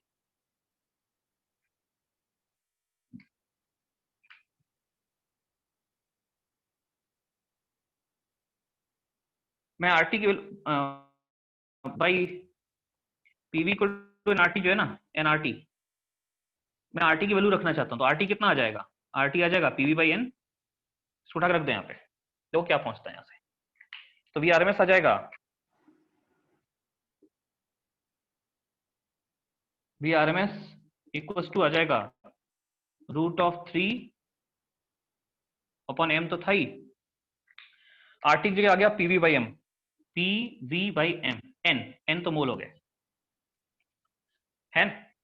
अच्छा बताओ, एक चीज ध्यान देना जरा, ये n क्या है, मोल, m क्या है, मॉलिक्यूलर मास, तो ये मॉलिक्यूलर वेट है, क्योंकि एक मोल का वेट होता है, ध्यान देना, ये एक मोल का वेट है, ये नंबर ऑफ मोल्स हैं, तो एक मोल का weight into number of moles, क्या टोटल वेट आ जाएगा, ये जो टोटल वेट होगा, देखो ना, ये फॉर्मूला याद रखना है, बड़ी टोटल वेट होगा। कई बुक्स में एक मोल रख देता है, n की जगह 1 रख देता है, कोई दिक्कत नहीं, n की जगह 1 मोल रखे तो 1 लेके चलना है, मान लीजिए n की जगह 1 भी रख सकता है। तो अभी क्या है, ये टोटल वेट हो गया। अब ये बताओ जरा, इसी चीज को लेते हुए चल रहे हैं हम लोग कि जो, इसी को आगे बढ़ा देते हैं, ऐसे लिख दो, equal to root of 3p, वहीं रहने दो, nm वहीं रहने दो, वॉल्यूम को नीचे ले आओ, ये अपॉन v कर दो यहाँ पे, ये देखिए, ये वॉल्यूम जो था ना, इसको नीचे ले गए, तो बताओ जरा, ये टोटल मास अपन टोटल वॉल्यूम क्या हो गया, डिनोमिनेटर देखो, डिनोमिनेटर जो ओपन ब्रैकेट में, टोटल मास अपन टोटल वॉल्यूम, डेंसिटी, बिल्कुल। यानी इसका एक फॉर्मूला और बन गया हमारे पास, क्या, कि VRMS इक्वल्स टू हो गया रूट ऑफ 3p/d, d बोले तो डेंसिटी। तो जैसे मैंने आरएमएस वेलोसिटी के साथ किया कि आरएमएस वेलोसिटी का मेन फार्मूला ये है, देखो एक फार्मूला ये है, इसमें हम इसको ऐसे भी लिख सकते हैं, ये भी इसका फार्मूला हो सकता है, और ये भी इसका फार्मूला, 3 फार्मूले हो सकते हैं। जैसे मैंने आरएमएस वेलोसिटी के 3 फार्मूले लिखे हैं, तीनों टाइप की वेलोसिटी के ऐसे ही आप फार्मूले लिख सकते हो। मैंने आरएमएस के लिए लिखा है 2 का a, 2 के a में मैंने आरएमएस वेलोसिटी के लिए लिखा हुआ है ना। इसी तरीके से b और c में, 2 के b में आप लिख लो दूसरी वेलोसिटी के लिए, या एक लिखो, बाकी याद रखोगे, all speed can be written in similar way, बस a मत लिखो, ऐसे ही लिखो, आरएमएस वेलोसिटी के लिए प्रूफ किया, सबके लिए ट्रू है ये। हर वेलोसिटी में क्या करेंगे, जैसे मोस्ट प्रोबेबल 2RT/m है, तो RT की वैल्यू वहां भी रखोगे, क्या वहां, यहाँ उसमें क्या आएगा 2PV/nm, यहाँ पे क्या आएगा 2p/d, मतलब इसी वेलोसिटी को हम इसको वहां भी लिख सकते हैं, उन सबके लिए भी सेम टाइप की वेलोसिटी हम लिख सकते हैं, राइट। देखो इसको लिखो, और ऐसे ही बाकी के लिए भी लिखा जा सकता है।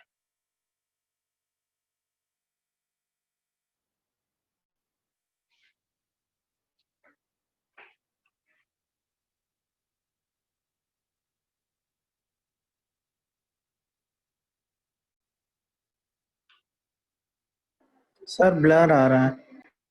ब्लर कैसे हो, हमको सही आ रहा है यार, सही आ रहा है सर। नेटवर्क का प्रॉब्लम आपके साइड होगा बेटा, इधर इधर से बिल्कुल सही चल रहा है, हमको देख रहे, हम देख चुके हैं 2-3 बार, ठीक है। एक बार फिर से ट्राई करो अपने साइड। Yes sir.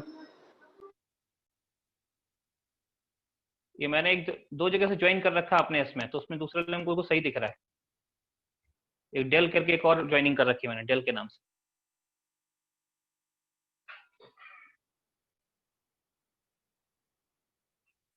हाँ बच्चों, तो तीनों जैसे मैंने नोट नंबर 3 में वेलोसिटीज लिखी हुई हैं, ठीक है, उसी प्रकार से हम एक नोट नंबर 2 में लिखी नोट नंबर 3 बढ़ा देते हैं। नोट नंबर 3 में 2 का ही एक्सटेंशन एक्चुअली वो, या 2 को इसका 2 का ए लिखो, ये 2 का ए रखो, उसको 2 का बी रख देते हैं।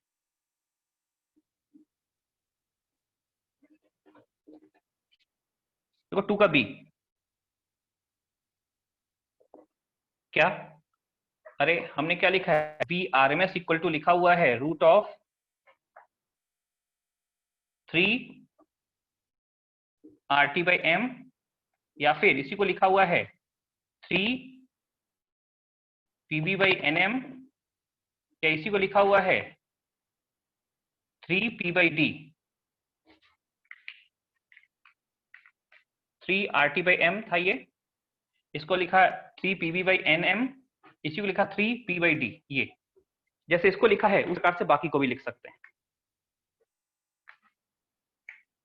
ये जस्ट सिमिलर पैटर्न पे, ये तो करके दिखाया, दूसरे को हम ऐसे डायरेक्ट लिखेंगे, V M P root of 2 R T by M root of 2 R T by N M 2 P by N M और root of 2 P by D.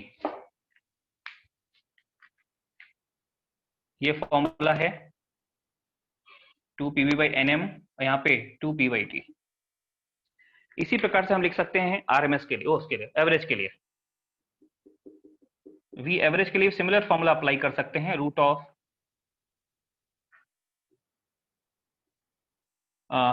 8 R T upon pi M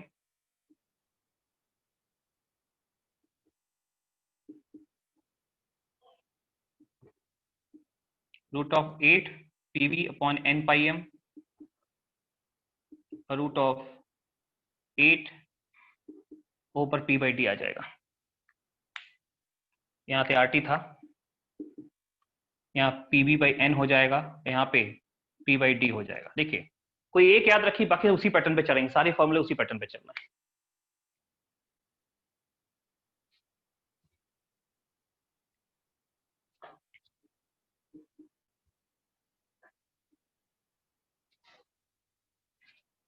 सारे फॉर्मूले उसी एक pattern पे चल रहे हैं बच्चों।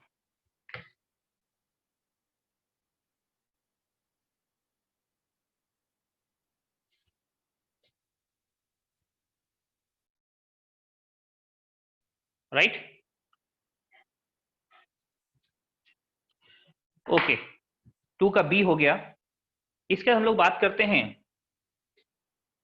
2 का सी, सॉरी नोट नंबर 2 पूरा हो गया।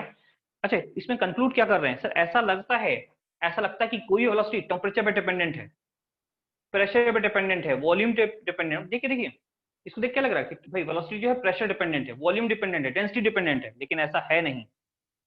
वेलोसिटी प्रेशर, वॉल्यूम और डेंसिटी पे डिपेंड नहीं करती, ध्यान रखिएगा। फॉर्मूले देख के लगता है, क्या लगता है फॉर्मूला देख के कि वेलोसिटी प्रेशर, वॉल्यूम या डेंसिटी पे डिपेंड करती है, प्रेशर, वॉल्यूम या डेंसिटी पे डिपेंड नहीं करती। लिखिए इस चीज को स्टेटमेंट बना के, नोट नंबर 3 में लिखिए, नोट नंबर 3 बच्चों देखिए, from above it appears, from above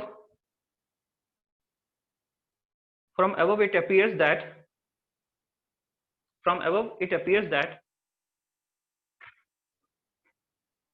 velocity depends on pressure, volume or density.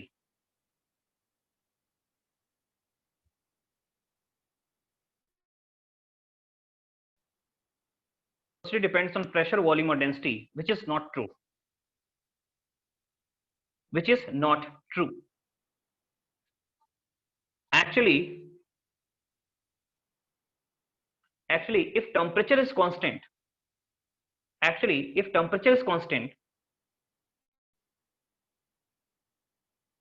then velocity will remain constant.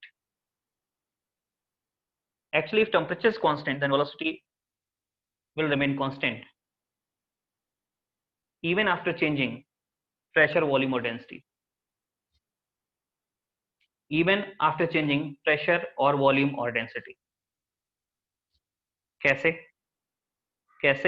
अरे बॉयल्स लॉ पढ़े हो, वहीं से निकालेगा। देखो जो स्टेटमेंट दिया इसका मतलब क्या है, ऐसा। इसको चेक करते हैं, देखो वीआरएमएस क्या है। तो विल रिमेन कांस्टेंट के बाद क्या बोले? इवन इफ प्रेशर और वॉल्यूम और density are changing, even if pressure volume और डेंसिटी आर चेंजिंग। देखो जरा, मेन फॉर्मूला है रूट ऑफ 3RT/m, ये 3RT/m मेन फॉर्मूला है। फिर हमने कहा ठीक है, इसमें ये कांस्टेंट ये टेम्परेचर फीड, इससे पता था टेम्परेचर फीड डिपेंड है। लेकिन कुछ लोगों ने कहा ये फॉर्मूला भी तो था, आपने बताया सर 3 PV/Nm। कई जगह मोल को 1 रखा जाता तो वही सही मान सकते हैं। हाँ, यहाँ क्या प्रॉब्लम है, ये P और V तो है ना यहाँ पे, बिल्कुल बच्चों P और V हैं, लेकिन याद करिए बॉयल्स लॉ क्या है। फोकस चेंज हो गया। हाँ ठीक है, एक मिनट। तो इसमें देखिए बॉयल्स लॉ ध्यान दीजिए, बॉयल्स लॉ क्या है, ये तो ठीक है 3RT/m यहाँ पे ऐसे रख दिया आ गया, लेकिन बॉयल्स लॉ याद करिए, बॉयल्स लॉ क्या है। बॉयल्स लॉ बोलता है PV इक्वल टू कांस्टेंट, अगर टेम्परेचर कांस्टेंट PV चेंज नहीं होगा, है ना। अगर टेम्परेचर कांस्टेंट है आपने तो PV कांस्टेंट होगा, P बढ़ाओगे V घटेगा, है ना। तो at constant temperature PV constant होता है, ध्यान रखना। ये P और V जो है ना, ये कांस्टेंट है, इट इज ये कांस्टेंट एट कांस्टेंट टेम्परेचर, ये बदलेगा नहीं। इसका मतलब अब ये बोल सकते हैं अगर टेम्परेचर कांस्टेंट है बच्चों, अगर टेम्परेचर कांस्टेंट है तो आप P बढ़ाओगे V घटेगा, PV का प्रोडक्ट फिक्स रहेगा। टेम्परेचर कांस्टेंट नहीं तब की बात अलग है, अगर टेम्परेचर कांस्टेंट तब की बात है। कांस्टेंट टेम्परेचर पे PV का प्रोडक्ट कांस्टेंट होगा, इसलिए प्रेशर और वॉल्यूम एक बढ़ाने में दूसरा घटेगा, प्रोडक्ट चेंज नहीं होगा। टेम्परेचर कांस्टेंट, वेलोसिटी कांस्टेंट, यही नहीं। अगर आप बोलोगे ये वाला फॉर्मूला लो 3 P/D, P/D, तो इसको भी आप सोचो जरा, P/D को हिसाब से मैं यहां बनाता हूं फोटो, देखो जरा ऐसा। प्रेशर इतना था, प्रेशर P था, वॉल्यूम D थी, फिर क्या किया हमने, प्रेशर डबल किया, प्रेशर डबल किया तो ये देखिए प्रेशर 2P हो गया, प्रेशर 2P हो गया, वॉल्यूम घटेगा ना, वॉल्यूम घटेगा तो डेंसिटी 2D हो गई। देखो बच्चों, अगर आपने प्रेशर डबल किया तो ये प्रेशर डबल किया, पिस्टन नीचे आया, पिस्टन नीचे आया तो गैस क्या होगी, गैस ज्यादा डेंस हो गई ना। अब तो वॉल्यूम घट गया तो प्रेशर बढ़ाने पर डेंसिटी बढ़ जाती है, तो P/D चेंज नहीं होगा ना, P/D भी चेंज नहीं होगा, P/D फिक्स रहेगा,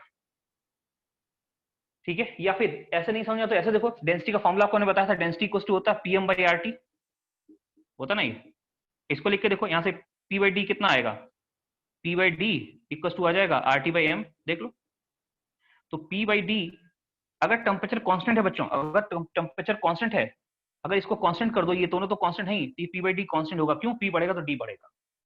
इसलिए अगर आपको लगे कि कांस्टेंट टेम्परेचर को रखते हुए P बढ़ा दें तो, अरे कांस्टेंट टेम्परेचर रखते P बढ़ा दो तो भी कांस्टेंट टेम्परेचर जहां बोल दिया तो बोलोगे कांस्टेंट टेम्परेचर, कोई वेलोसिटी चेंज नहीं होगी, कोई वेलोसिटी कांस्टेंट टेम्परेचर में चेंज नहीं होगी, सब फिक्स रहेंगे।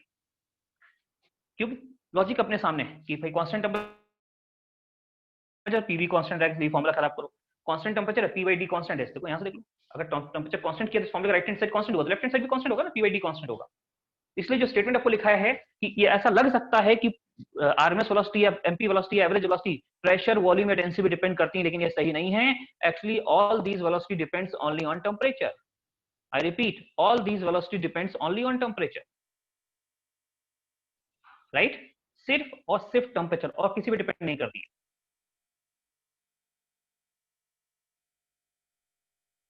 क्वेश्चन पे हम आते हैं, क्वेश्चन पे आते हैं, उससे पहले एक छोटी सी बात और कर लें।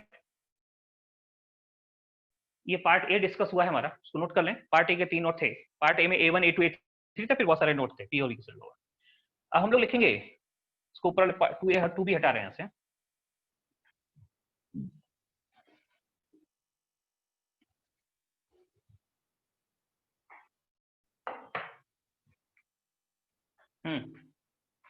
देखिए बच्चों,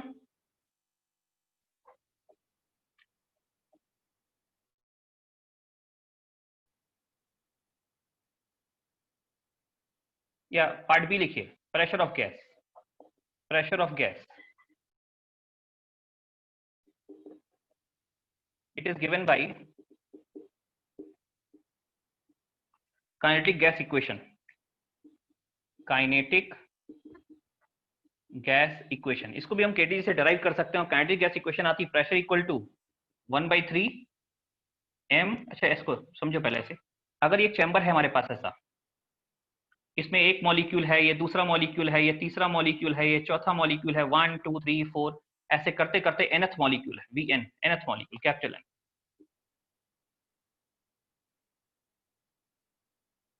इस कंटेनर का वॉल्यूम V है, ठीक है। n total number of molecule है और m is the mass of each molecule. Her molecule का मास ईच कितना है, स्मॉल m। तो टोटल वॉल्यूम कितना हो गया, टोटल वॉल्यूम हो गया V। Number of molecule capital N, her molecule का मास स्मॉल m। तो यहाँ जो pressure is given by, it is given by kinetic gas equation, और ये रही काइनेटिक गैस इक्वेशन कि P इक्वल टू 1/3 mn अपॉन V। m क्या है, एक मॉलिक्यूल का mass, n total number of molecule और V वॉल्यूम, और into Vrms square, Vrms square. ये देखिए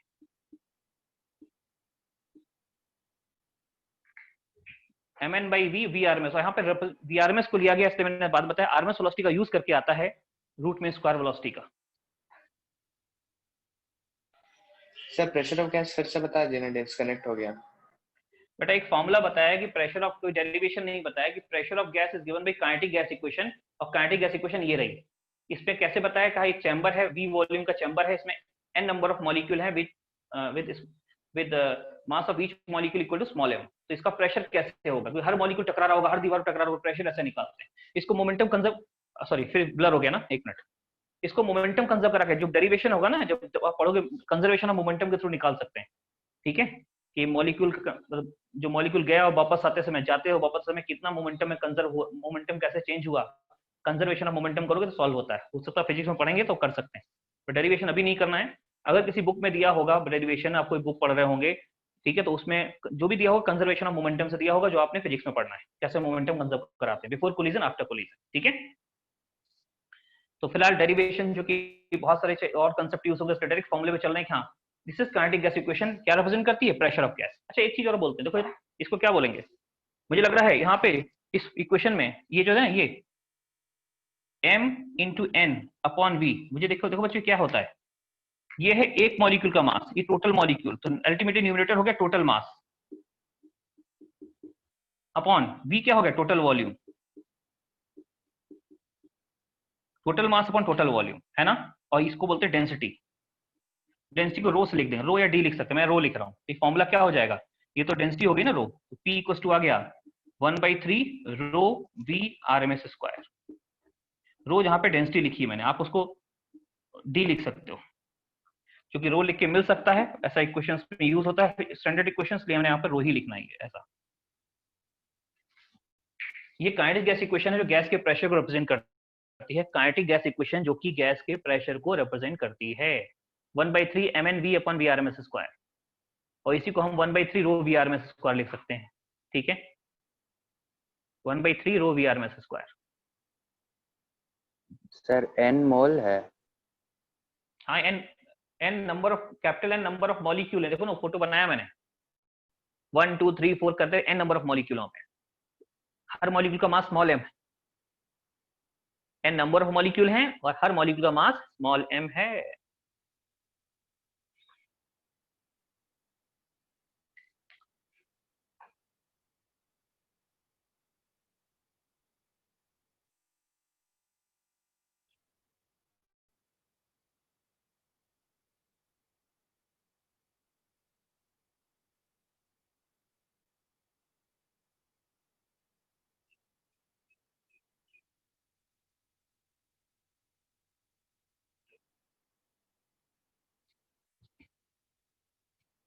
ठीक है बच्चों, ओके। अभी लिखिए part C, kinetic energy. Part C, kinetic energy. ये तो रिलेटिवली आसान है। तो काइनेटिक एनर्जी दो टाइप की होगी, काइनेटिक एनर्जी पर मोल, काइनेटिक एनर्जी पर मॉलिक्यूल। काइनेटिक एनर्जी पर मोल और काइनेटिक एनर्जी पर मॉलिक्यूल, इन दोनों की हम बात करेंगे वन बाय वन। तो काइनेटिक एनर्जी पर मोल पहले, फिर काइनेटिक एनर्जी पर मॉलिक्यूल, ठीक है। आइए शुरू करते हैं। ऊपर से मैं रब कर रहा हूं, प्रेशर ऑफ गैस को हटा रहा हूं यहां से।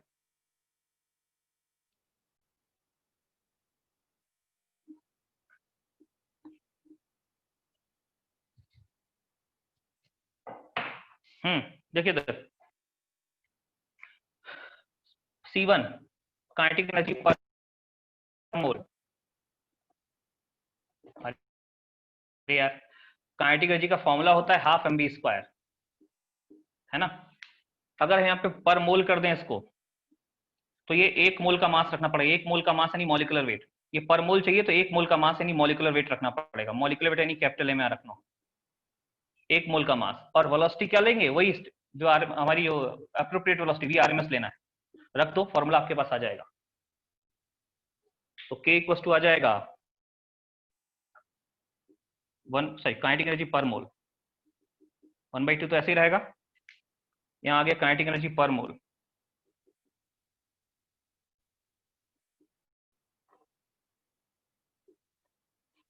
This should be equal to 1/2 और यहाँ आ गया मास ऑफ 1 मोल। ये यहाँ जगह VRMS होता है √3RT/m और इसका स्क्वायर, ये देखिए √3RT/m इसका स्क्वायर हो गया। सॉल्व करिए तो मुझे लगता है स्क्वायर करके जब कैंसिल करोगे तो ये कैंसिल हो जाएगी, ये उसका स्क्वायर कैंसिल होगा। √3 काइनेटिक एनर्जी पर मोल जो आ गई,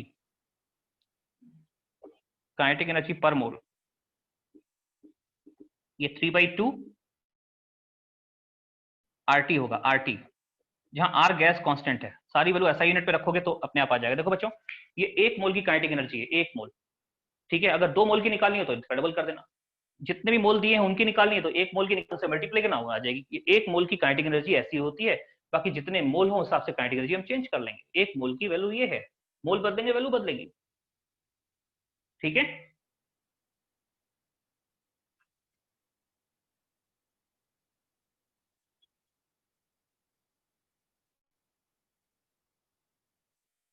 अच्छा, ये 1 मोल की काइनेटिक एनर्जी 3/2 RT। R वही गैस कांस्टेंट है, इसकी वैल्यू जूल में होती है 8.31, कैलोरी में 1.97 और लीटर एटमॉस्फेयर में 0.0821।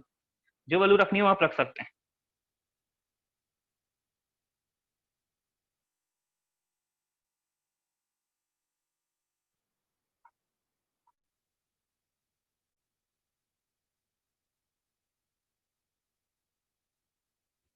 अच्छा बच्चों, ये 1 मोल की काइनेटिक एनर्जी है। अगर 1 मॉलिक्यूल की चाहिए, अरे यार 1 मोल यानी एवोगाड्रो नंबर जितने मॉलिक्यूल की एनर्जी इतनी है, तो 1 मॉलिक्यूल क्या होगा, डिवाइड बाय एवोगाड्रो नंबर। देखो पार्ट बी में वही करेंगे हम लोग। C2 काइनेटिक एनर्जी पर मॉलिक्यूल, काइनेटिक एनर्जी पर मॉलिक्यूल होगी कितनी, अरे पर मोल निकाल के डिवाइड बाय एवोगाड्रो नंबर। तो काइनेटिक एनर्जी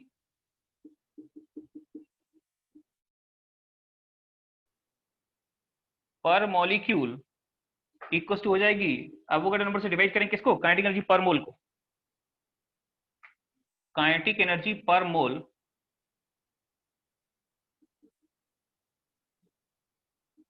को एवोगाड्रो नंबर से डिवाइड करो, पर मॉलिक्यूल आ जाएगी। जो पर मोल आपने पढ़ा है उसको एवोगाड्रो नंबर से डिवाइड करो, पर मॉलिक्यूल आ जाएगा, राइट। देखो इधर कितना है यहाँ पे 3/2 पर मोल कितना है 3/2 लिखा है, 3/2 RT। ये है 3/2 RT और अपॉन एवोगाड्रो नंबर तो है ही, तो एवोगाड्रो नंबर से डिवाइड हो गया। इसको इसके संग लिख दो यहाँ इन्हें ये। और बच्चों इस R/Na को एक नया कांस्टेंट रख देंगे। R/Na को एक नया कांस्टेंट रख देंगे।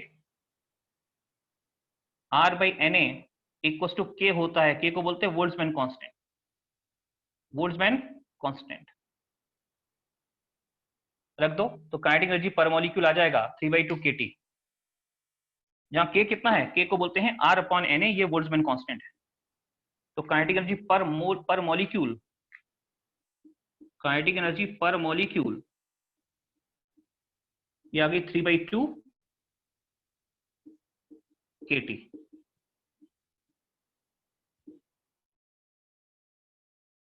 देखो बच्चों यहाँ 3/2 RT, यहाँ 3/2 kT। बस यहाँ R है, यहाँ पे T है, ये इतना डिफरेंस है। यहाँ K है, यहाँ पे R है। बाकी काइनेटिक एनर्जी फॉर्मूले काफी एक ही पैटर्न पे हैं दोनों के, पर मॉलिक्यूल पर मोल।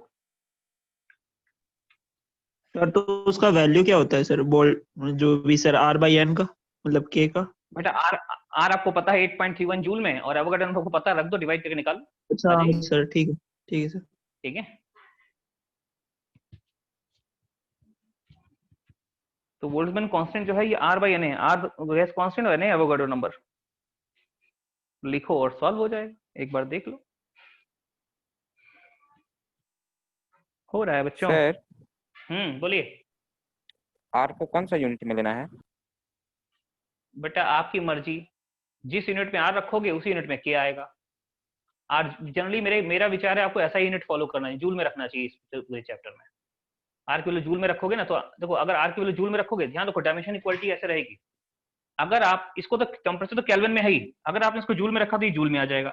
अगर आप इसको कैलोरी में रखोगे कैलोरी में आ जाएगी। अगर आप इसको लीटर एटमॉस में रखोगे लीटर एटीएम में आ जाएगी। तो बेटर है सही सिस्टम रखो, जूल में, जूल में चाहिए इसको जूल में रख दो। वही चीज उधर है, काइनेटिक एनर्जी पर मोल, काइनेटिक एनर्जी पर मॉलिक्यूल। ठीक है,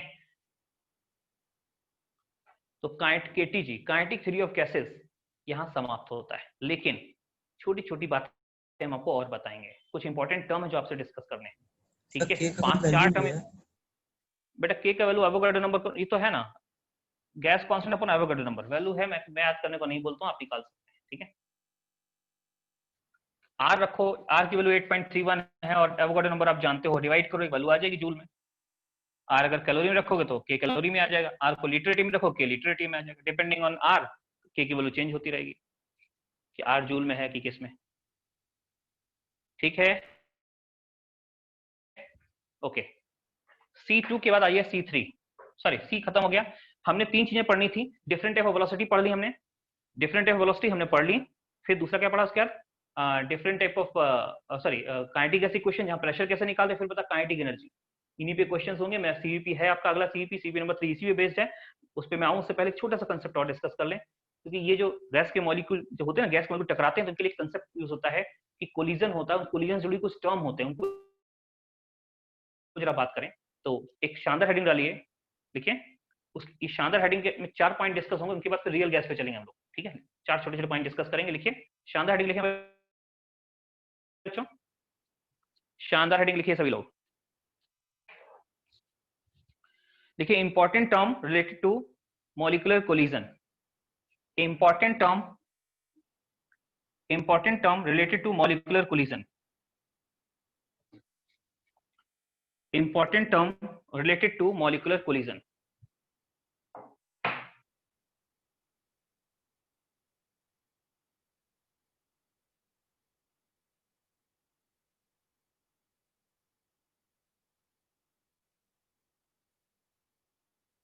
Important term related to molecular collision, okay?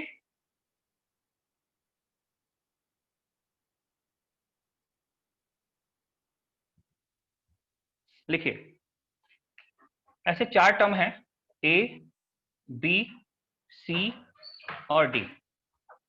पहला जो उसको बोलते हैं हम collision diameter, collision diameter sigma से रिप्रेजेंट करते हैं ऐसे। दूसरा होता है कोलिजन नंबर, कोलिजन नंबर एक सिंगल जेड ए से डिनोट करते हैं। फिर होता है collision frequency, collision frequency ZAA से या फिर ZAB से डिनोट करते हैं। और लास्ट में आएगा mean free path, mean free path bracket में लैम्डा, बेस में मीन, लैम्डा मीन। क्या होते हैं ये सारे टर्म, आइए जानते हैं। ये मॉलिक्यूलर कोलिजन से जुड़े हुए पॉइंट हैं। सर वो न्यूमर है कि नंबर है? नंबर, नंबर NUM, हाँ NUMBER, बी और लिखिएगा NUMBER।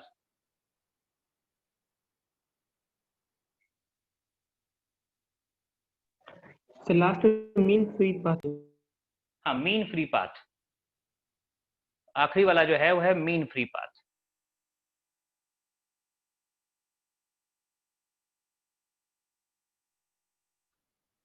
क्या है मीन फ्री पाथ, आइए बात करते हैं।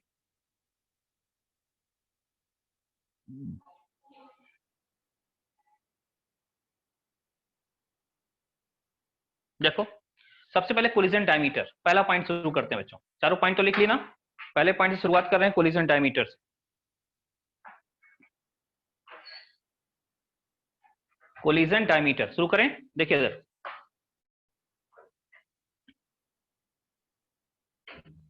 चारों पक्के 3 पॉइंट हटा रहा हूं यहां से। हाँ कोलिजन डायमीटर, छोटा सिग्मा जो होता है लोअर केस वाला वो है।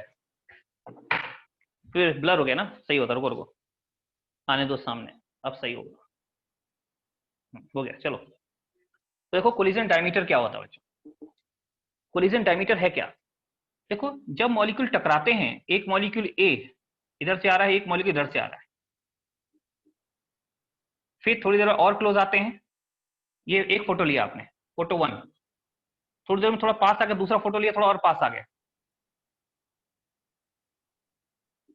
अब क्या करेंगे, स्पीड घटने लगी, घटते घटते घटते जिस एक ऐसा पॉइंट आएगा कि उस पॉइंट पे बहुत क्लोज आ गया, उससे और क्लोज नहीं आ सकते, ये यहाँ इनकी वेलोसिटी 0 हो गई। मॉलिक्यूल अपनी स्पीड कारण आ रहे थे, आते आते आते आते क्या होता है, जैसे बहुत क्लोज आते हैं रिपल्शन लगता है, रिपल्शन लगते लगते एक जगह आके उनकी वेलोसिटी 0 हो गई, यहाँ पे वेलोसिटी 0 है, वेलोसिटी 0 इसकी भी, वेलोसिटी 0 इसको भी, इसकी भी। और इसके बाद क्या उनमें रिपल्शन लगता है, रिपल्शन कारण ये दूर जाने लगते हैं, ऐसे कोलिजन, ये इधर जा रहा है, ये इधर जाने लगा। तो क्या हुआ बच्चों कि दो मॉलिक्यूल थे, पहले पास आ रहे थे, पास आते आते आते जब एक समय जब ज्यादा क्लोज आएंगे रिपल्शन लगेगा, रिपल्शन लगेगा तो स्पीड कम होते होते एक पॉइंट पे स्पीड 0 हो जाएगी, और जहां स्पीड 0 हो गई, रिपल्शन लग रहा है तो दूर जाना शुरू हो जाएंगे। बस जहां स्पीड 0 होती है वहां ये टच नहीं कर पाते हैं कई बार, तो इस समय इनके सेंटर की जो डिस्टेंस होती है इसको बोलते हैं collision diameter.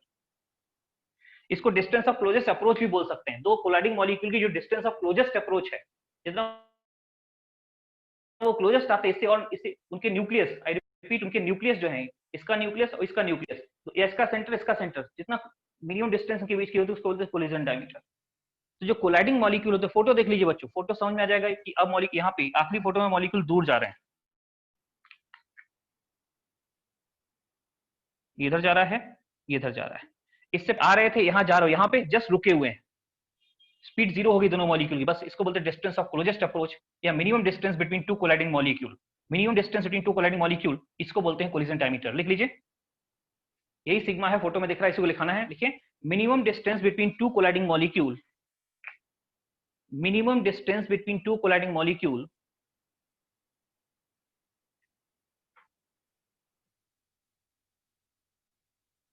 minimum distance between two colliding molecule is known as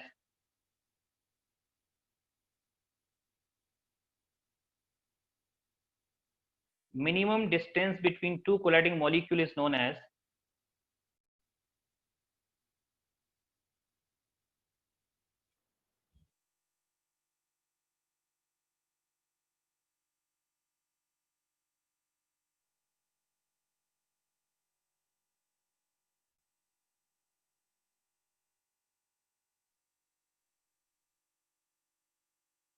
photo में देख रहे हैं ना, minimum distance between two colliding molecule, minimum distance between two colliding molecule is known as collision diameter. इतना ही डेफिनेशन और कुछ नहीं, खत्म, कोलिजन डायमीटर यही खत्म, ठीक है ना। ओके आगे देखिए, सर ये फिगर बनाओ फोटो, फोटो अच्छा बनाना, फोटो से फीलिंग आती। बोलो, नोन एज के बाद क्या बोले, known as collision diameter, minimum distance between two colliding molecule is known as collision diameter, minimum distance between two colliding molecule is known as collision diameter, right? ठीक है बच्चों, यस सर। अच्छा दूसरा देखिए, अब मान लीजिए आप में से जो 5 जब क्लास में बैठते, एक इमेजिनरी केस, अभी तो हम लोग क्लास में बैठे नहीं, इमेजिन करिए क्लास में बैठे हुए हैं, है ना, और क्लास में 50 लोग हैं, हमें, लेकिन हमने क्या किया है कि 50 लोगों को नहीं देखना है, हमने क्लास का एक कोना लिया, यूनिट वॉल्यूम, क्लास के एक किनारे में यूनिट वॉल्यूम लिया, यूनिट वॉल्यूम जो भी यूनिट है 1 यूनिट होना चाहिए, 1 यूनिट वॉल्यूम का देखा, उस पर 6 मॉलिक्यूल थे, पूरी क्लास में 50 लोग थे, लेकिन उस यूनिट वॉल्यूम में, क्लास के यूनिट वॉल्यूम में 6 मॉलिक्यूल थे, 6 मतलब सॉरी पूरी क्लास में 50 बच्चे थे, लेकिन उस यूनिट वॉल्यूम में क्लास के कोने में यूनिट वॉल्यूम लिया, कहीं भी कोने में लो, बीच में कहीं भी यूनिट वॉल्यूम लो, यूनिट वॉल्यूम ले लो, मतलब 1 litre 1 metre cube unit volume, तो क्लास में यूनिट वॉल्यूम लिया, उसमें 6 बच्चे आ गए, पूरी क्लास में 50 बच्चे, यूनिट वॉल्यूम में 6 बच्चे, क्या बोला मैंने, पूरी क्लास में 50 बच्चे, यूनिट वॉल्यूम में 6 बच्चे, राइट। कहते हैं पूरी क्लास के बच्चे आपस में लड़ रहे हैं, इमेजिनेशन करो, मान लीजिए पूरी क्लास के जो बच्चे हैं ना, सब के सब एकदम से गैस के मॉलिक्यूल बन गए, सब गैस के मॉलिक्यूल बन गए। अब गैस के मॉलिक्यूल बन गए तो अब क्या उनका ड्यूटी क्या है, टकराना, कोई मिला तो उससे टकराओ, नहीं मिला दीवार से टकराओ। गैस के मॉलिक्यूल यही करते हैं, कोई दूसरा मिला उससे टकराओ, नहीं तो दीवार से टकराओ। तो आप सभी गैस के मॉलिक्यूल बन गए।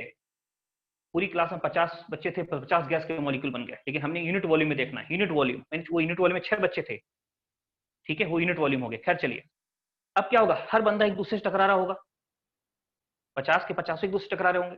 हमने क्या किया, अपना कैमरा एक बंदे फोकस किया, ऐसे करके बिल्कुल एक बंदे फोकस कर दिया। एक बंदा, कोई भी रैंडमली एक बंदे को फोकस किया और देखा वो एक बंदा 1 सेकंड में कितने कोलिजन करता है। वो एक बंदा 1 सेकंड में कितने कोलिजन करता है। सब टकरा रहे हैं, पूरे रूम में मौजूद गैस के मॉलिक्यूल टकरा रहे हैं। लेकिन हमने क्या किया, हमने 2 केस बताए। पूरा रूम जहां 50 बच्चे हैं, एक यूनिट वॉल्यूम जिसमें 6 बच्चे हैं, और एक अकेला बच्चा। तो किसी अकेले बच्चे को देखो, रैंडमली किसी एक अकेले बच्चे को देखो और देखो वो 1 सेकंड में कितने कोलिजन कर रहा है। एक मॉलिक्यूल 1 सेकंड में जितने कोलिजन करता है वो एक एवरेज वैल्यू होती है। पहले सेकंड हो सकता है 10 करे, अगले सेकंड हो सकता है 8 करे, तो एवरेज लेना है। तो एक मॉलिक्यूल 1 सेकंड में जितने एवरेज कोलिजन करता है, एक मॉलिक्यूल 1 सेकंड में जितने एवरेज कोलिजन करता है, उसको नाम देते हैं हम लोग क्या, उसको नाम देते हैं कोलिजन नंबर। अगला टॉपिक क्या है, कोलिजन नंबर है ना। एक अकेला मॉलिक्यूल 1 सेकंड में जितने एवरेज कोलिजन करता है उसको कोलिजन नंबर बोलते हैं। तो अगला लिखिए collision number.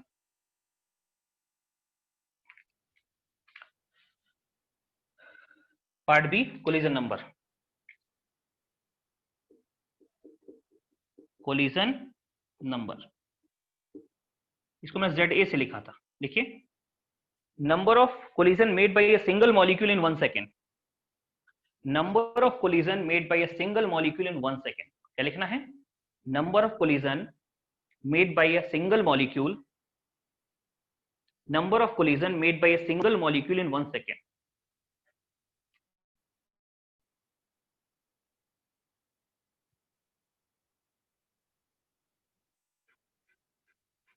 Number of collision made by a single molecule in 1 second is known as collision number, is known as collision number। और इसकी वैल्यू होती है ZA इक्वल टू √2, रूट केवल 2 पे है, √2 पाई सिग्मा स्क्वायर, पाई सिग्मा स्क्वायर V एवरेज और N। ये देखिए, ये फॉर्मूला है कोलिजन नंबर का। इसमें सारे जो टर्म है आप जानते हैं, रूट आप जानते हैं, पाई तो पाई है, सिग्मा क्या है, सिग्मा ये कोलिजन डायमीटर जो भी पढ़ाई, ये V एवरेज, एवरेज वेलोसिटी आज ही पढ़ाई, और N, हाँ N बनाने होंगे। N यहाँ पे वही है क्या, number of molecule per unit volume. यहाँ N पे लिखेगा, N is number of molecule per unit volume. Class में 50 बच्चे, यूनिट वॉल्यूम में 6 बच्चे, तो ये N की वैल्यू 6 के बराबर। यूनिट वॉल्यूम में कितने बच्चे हैं, कितने मॉलिक्यूल है, तो N लिखे, N को number of molecule per unit, यहाँ जरूर लिखे, मेंशन करिए, बाकी सब जानते हैं N is number of molecule per unit volume. Number of molecule per unit volume ये N होता है, ठीक है। N equals to number of molecule per unit volume. क्या हुआ N? N is number of molecule per unit volume. I think आप सभी ने नोट कर लिया होगा।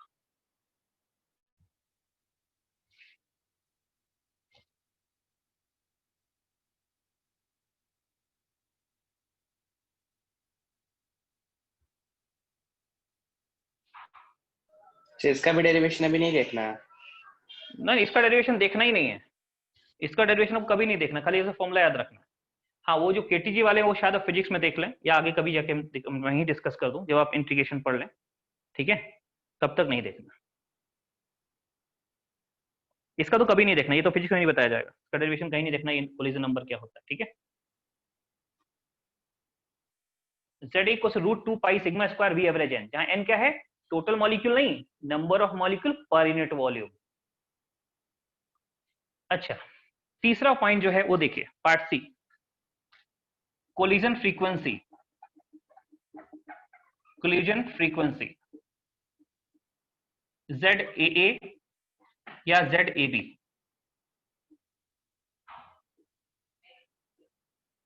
ZAA और ZAB, कुछ भी एक।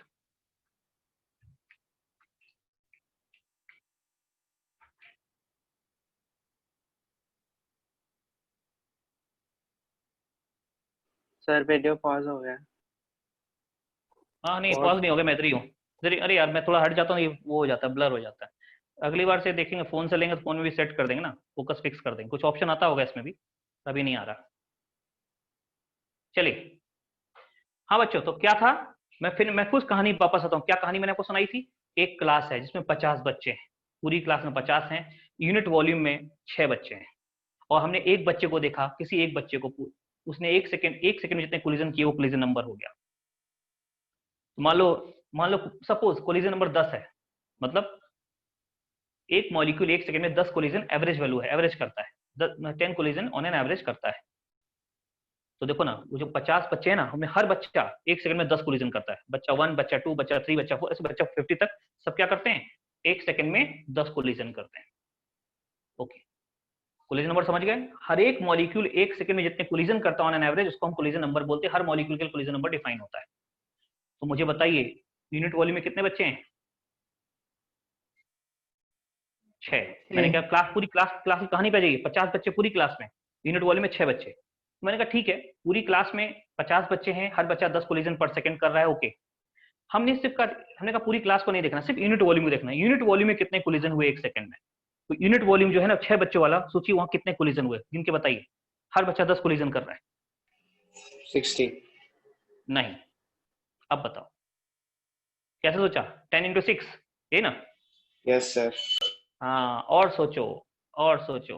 मुझे लगता है बाई 2 करोगे तो आंसर मिल जाएगा। सोचो बाई 2 क्यों करोगे? Guess it. यस सर, क्योंकि अपने से थोड़ी कोलाइड करेगा सर। अपने से मतलब नहीं, ना सर अपने से कोलाइड करेगा वो। ना, फिर उससे क्या मतलब? 6 बच्चा, ये लॉजिक नहीं है, कुछ और है, कुछ और है बाई 2 करने का। सोचो। हर ठीक है, एक आपने 6 बोला के साथ नहीं कर सकता ना, कि अपने से करेगा तो बचा 5, तो उसके बाद फिर करेगा तो 4 अरे बचेगा। सर 5 ही तो मॉलिक्यूल है सर, 6 मतलब मॉलिक्यूल है उसमें, 6 6 है। मॉलिक्यूल है सर, 5 से वो टकराएगा। क्यों? तो यार, तो जो थोड़ी सर एक एक वो करके हो सकता। घटता रहेगा ना सर, ये तो उस पे नहीं सीरीज से नहीं घटेगा। नहीं नहीं नहीं, गड़बड़ा रहा है। सुनिए सुनिए सुनिए, लॉजिक मैं जो बता रहा हूँ उसे समझिए। ये बिल्कुल सही है कि उस रूम का हर बंदा एक सेकंड में 10 कोलिजन करता है, तो जाहिर है वो जो 6 बच्चे यूनिट वॉल्यूम में, इसको आप ऑब्जर्व कर रहे हैं, उसमें सबने 10 कोलिजन एक सेकंड में किए, है ना? सबने एक सेकंड में 10 कोलिजन किए, सही है। तो हर एक के 10 काउंट करो, 60 आएगा, ये भी ठीक है, लेकिन मैंने कहा ये आंसर नहीं होगा, बाई 2 करना होगा। उसको समझाने के लिए मैं एक कहानी लूंगा, और ध्यान रखिए, ये जो 60 आया ना, 60/2, इसी को हम नाम देंगे ये कोलिजन फ्रीक्वेंसी। दिखा दूंगा अभी, और कैसे है पहले समझाऊंगा। पहले देखिए जरा, सपोज बच्चों ध्यान दो, मैं एग्जांपल की कहानी ले रहा हूं, इसका आंसर अगर आप दोगे तो वो भी समझ में आ जाएगा। एक ये है, ये दूसरा मॉलिक्यूल, ये तीसरा है, ये इससे टकराया, तो एक कोलिजन हुआ, कोलिजन एक हुआ, लेकिन इसने भी काउंट कर लिया, इसने भी काउंट कर लिया। जब ये दोनों टकराए तो एक कोलिजन एक हुआ, लेकिन इसने भी काउंट किया, इसने भी काउंट किया। इसी प्रकार से जब ये इधर टकराता है, ये इधर, तो एक कोलिजन एक इसने भी काउंट किया, इसने भी काउंट किया। जब बताइए, टोटल कोलिजन तो 3 हुए ना, कोलिजन 1 कोलिजन, टोटल 3 कोलिजन हुए तीनों के बीच, लेकिन है क्या, इसके कोलिजन कितने हो गए? 2, इसके कितने हो गए? 2, इसके कितने हो गए? 2। तो एक्चुअली क्या, जो कोलिजन होता है, तो उस कोलिजन को ये मॉलिक्यूल भी काउंट करता अपने, ये भी काउंट करता अपने। कोलिजन एक हो, लेकिन 2 जगह काउंट हो गया, यहाँ 2 जगह काउंट हो गया। यानी हर कोलिजन 2 जगह काउंट होता है। जब भी कोलिजन होता है ना, हर कोलिजन 2 जगह काउंट होता है। क्यों भाई? ये दोनों टकराए, इसने भी अपने अकाउंट लिख दिया एक, इसने भी लिख दिया एक, तो 2 जगह काउंट हो गया। तो देखो ना, एक सेकंड, मान लीजिए एक सेकंड में इसने 2 कोलिजन किए, इसने 2 किए, इसने 2 किए, टोटल कोलिजन 6 हो गए, लेकिन 6 हुए कहां? हुए तो 3 ही कोलिजन, 1 2 3। अब जरा लॉजिक लगाओ, मैंने 2 से क्यों डिवाइड किया? आप लॉजिक लगाओ, 2 से क्यों डिवाइड किया? कि जितने आपने, ठीक 50 आपने बोला, 10 into 6 बिल्कुल सही है, लेकिन हुआ क्या ना, 60 कोलिजन हुए, लेकिन उसमें जो भी कोलिजन हुए, वो एक कोलिजन 2 मॉलिक्यूल ने काउंट कर लिया, इसने भी और उसने भी। एक कोलिजन 2 जगह काउंट होता है, इसलिए बाई 2 करना जरूरी होता है। क्या इस एग्जांपल से कहानी क्लियर हुई आपको? Yes sir. समझ गए? जब कोलिजन एक, लेकिन काउंटिंग 2 जगह हो गई। तो लिखिए जरा, पहले डेफिनेशन लिखिए, फिर मैं फॉर्मूला लिखाऊंगा। लिखिए टोटल नंबर ऑफ कोलिजन पर सेकंड पर unit volume, total number of collision per second per unit volume, total number of collision per second per unit volume is known as collision frequency.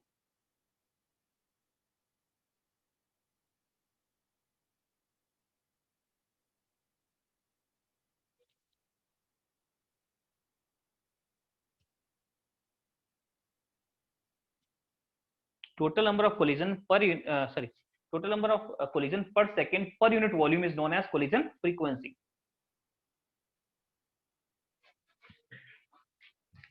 और collision frequency होगी क्या, Z A बोल दो, Z double A equal to क्या होगा, एक molecule कितने collision करता है, जेड ए, तो लिख दो जेड ए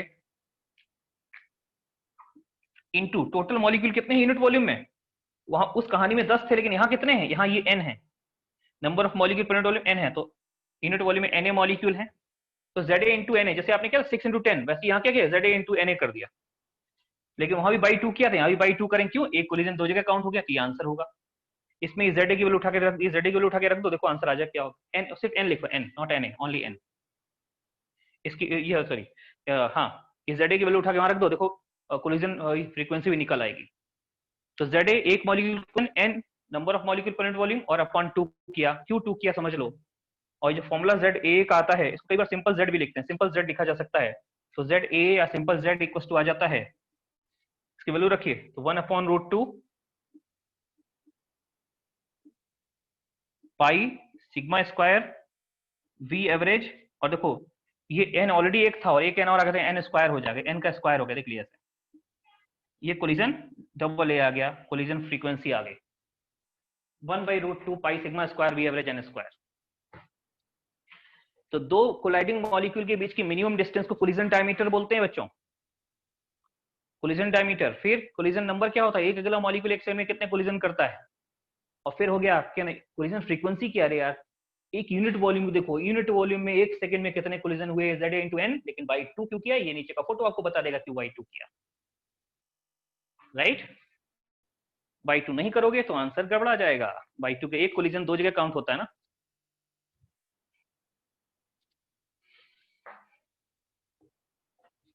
और इसके बाद हम लोग चलते हैं मीन फ्री पाथ पे। मीन फ्री पाथ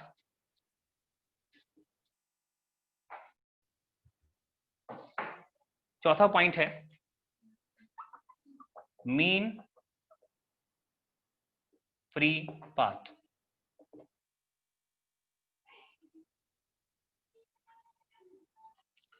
इसको लैम्डा मीन बोलते हैं, lambda mean, mean free path क्या होता है, कहानी सुनते हैं इसमें। फिर देखो मान लीजिए कि आपको किसी ने किडनैप कर लिया, ठीक है, किडनैप करने वाले 5 गुंडे थे और आपको किडनैप करके वो सब एक सर्कल में ऐसे खड़े हो गए, गुंडा 1 G1, गुंडा 2, गुंडा 3, गुंडा 4 एंड गुंडा 5। ये गुंडा 1 इनका हेड था, इसने आपको ये उठाया ऐसे और एक घूसा मारा और आपको घूसा खा के 10 मीटर डिस्टेंस कवर करते हुए गुंडा 4 के पास पहुंचे, 10 मीटर डिस्टेंस गुंडा 4 के पास पहुंच गया।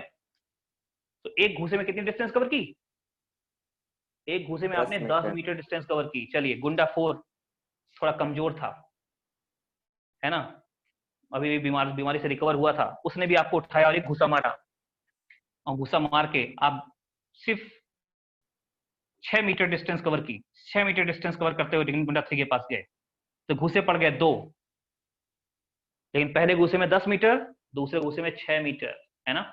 अच्छा अगर मैं पूछूं एवरेज डिस्टेंस कवर्ड पर घूसा कितना है, तो आप कहोगे सर 2 घूसा में 16 मीटर, तो एक घूसा में 8 मीटर, समझ गए। बस यही आपका मीन फ्री पाथ है कि आपको घूसे पड़ रहे लगातार, लेकिन एवरेज डिस्टेंस कवर्ड पर घूसा कितनी है, 8। ना तो पहले घूसे में अपने 8 डिस्टेंस कवर, ना दूसरे के बाद अपने, लेकिन टोटल फिर भी टोटल 16 मीटर, 2 घूसे में, तो पर घूसा 8 मीटर, तो आपके मीन फ्री पाथ कितना हुआ, 8 मीटर। ऐसे ही गैस के लिए सोच लो, मीन फ्री पाथ आ जाएगा।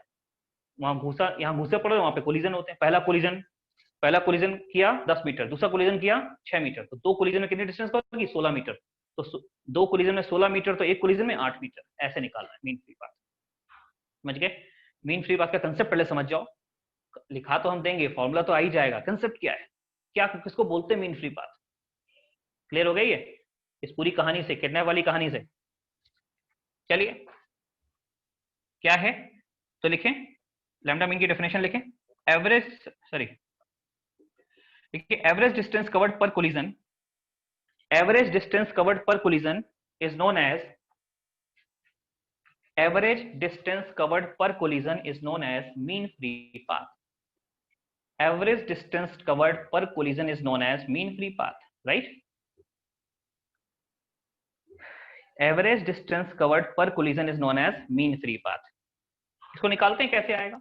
डेफिनेशन तो हो गई, average distance covered per collision.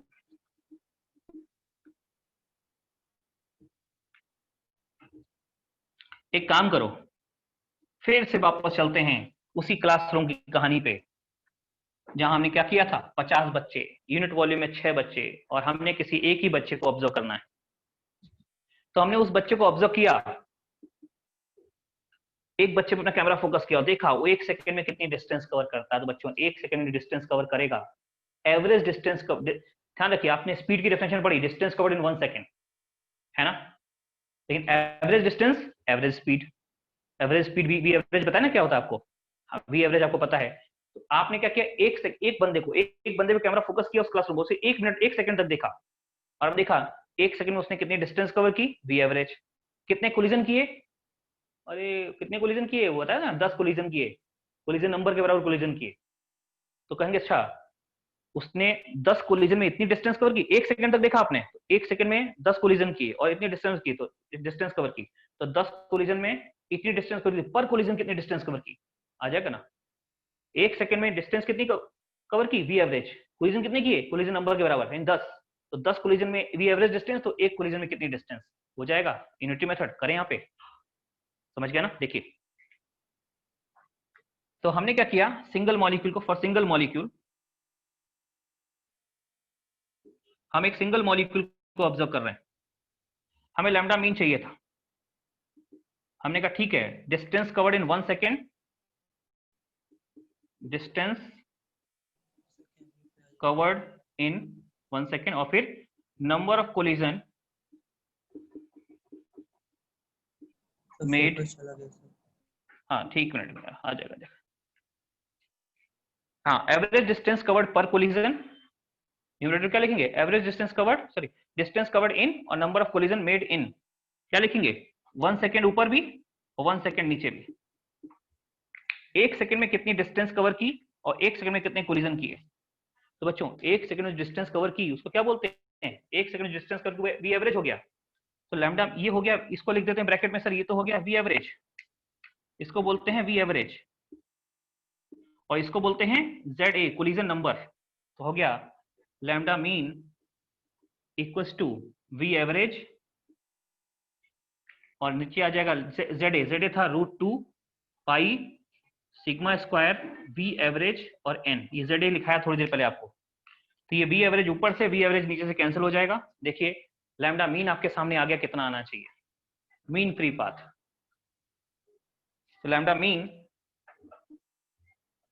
Equal to आ जाएगा, कितना है लैम्डा मीन, 1/√2 पाई sigma square √2 pi sigma square n, ये आ गया, ये लैम्डा मीन है.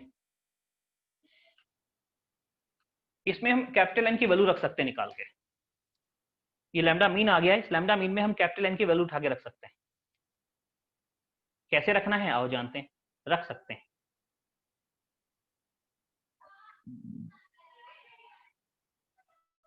देखो कुछ ऐसे रखेंगे, PV equal to NRT, PV NRT रहेगा, लेकिन N कितना हो जाएगा, N हो जाएगा गिवन नंबर, गिवन नंबर को मैं n डैश रख देता हूं, n dash upon Avogadro number Na. मोल क्या रखना था, मोल रखना था, मोल मैंने लिखा गिवन नंबर पर एवोगाड्रो नंबर, मोल होता ना, n मोल है, गिवन नंबर पर एवोगाड्रो नंबर. गिवन नंबर चूंकि n यहां यूज कर चुके हैं इसलिए हमने गिवन नंबर को n डैश रख दिया. अच्छा, number of molecule per unit volume कैसे आएगा, टोटल मॉलिक्यूल ये अपॉन टोटल वॉल्यूम. तो इसको n डैश अपॉन v निकालो, n डैश और अपॉन v कितना आएगा, ये आएगा P Na/RT, P Na/RT. देखो ऐसा आ जाएगा. बट ये टोटल मॉलिक्यूल टोटल वॉल्यूम, ये क्या हो गया, number of molecule per unit volume, इसको कैपिटल N रख सकते हैं. ये कैपिटल N वही है, number of molecule per unit volume. कितना आ गया, P इंटू Na/RT, ये देखो ऐसे आ गया. तो ये number of molecule per unit volume उठा के यहाँ रख दो. तो लैम्डा मीन आ जाएगा 1/√2 पाई सिग्मा स्क्वायर, और n की जगह रख रहे हैं p into NA/RT, p NA और RT ऊपर चला जाएगा। तो आप देख रहे होगे lambda mean equals to R constant है ऊपर, √2 कांस्टेंट है, पाई कांस्टेंट है, सिग्मा स्क्वायर कांस्टेंट है, NA कांस्टेंट है। वेरिएबल क्या है? ऊपर T नीचे P। तो ऐसा लगता है गैस के लिए जो लैम्डा मीन होता है, lambda mean it is temperature के प्रोपोर्शनल और प्रेशर के इनवर्सली प्रोपोर्शनल होता है। लैम्डा मीन जो है टेम्परेचर के प्रोपोर्शनल है और प्रेशर के इनवर्सली प्रोपोर्शनल है। देख लीजिए T/P लिखा हुआ है, I/P लग रहा कैमरे में, T/P। यानी टेम्परेचर बढ़ाओगे लैम्डा मीन बढ़ जाएगा, प्रेशर बढ़ाओगे लैम्डा मीन घट जाएगा, और दोनों बढ़ाओगे ऐसे बढ़ेगा T/P कांस्टेंट, तो लैम्डा मीन कांस्टेंट रहेगा। दोनों अगर ऐसे बढ़ा दिए तो मीन फ्री पाथ जो है नंबर ऑफ मॉलिक्यूल्स पर यूनिट वॉल्यूम होता है, राइट। अब मैं आपसे कुछ क्वेश्चन स्क्रीन पे शेयर करूंगा और उनकी हम बात करेंगे। 1 मिनट दीजिए बस।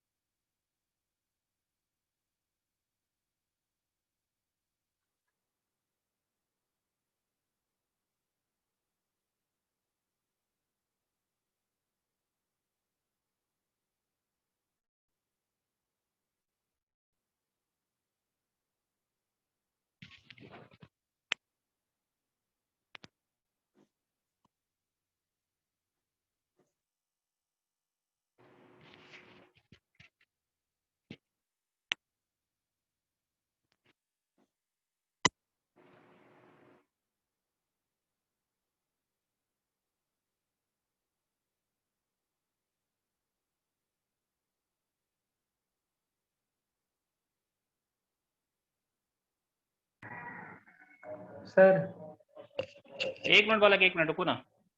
सर आज एक और क्लास है सर 5:15 से। 5:15 से? चलो अच्छा, फिर छोड़ देते हैं क्वेश्चन में। आप लोग CP3 ट्राई कर लेना, ठीक है ना? आवाज आ रही मेरी? मेरी आवाज आ रही है? सर। Yes sir. कैसा?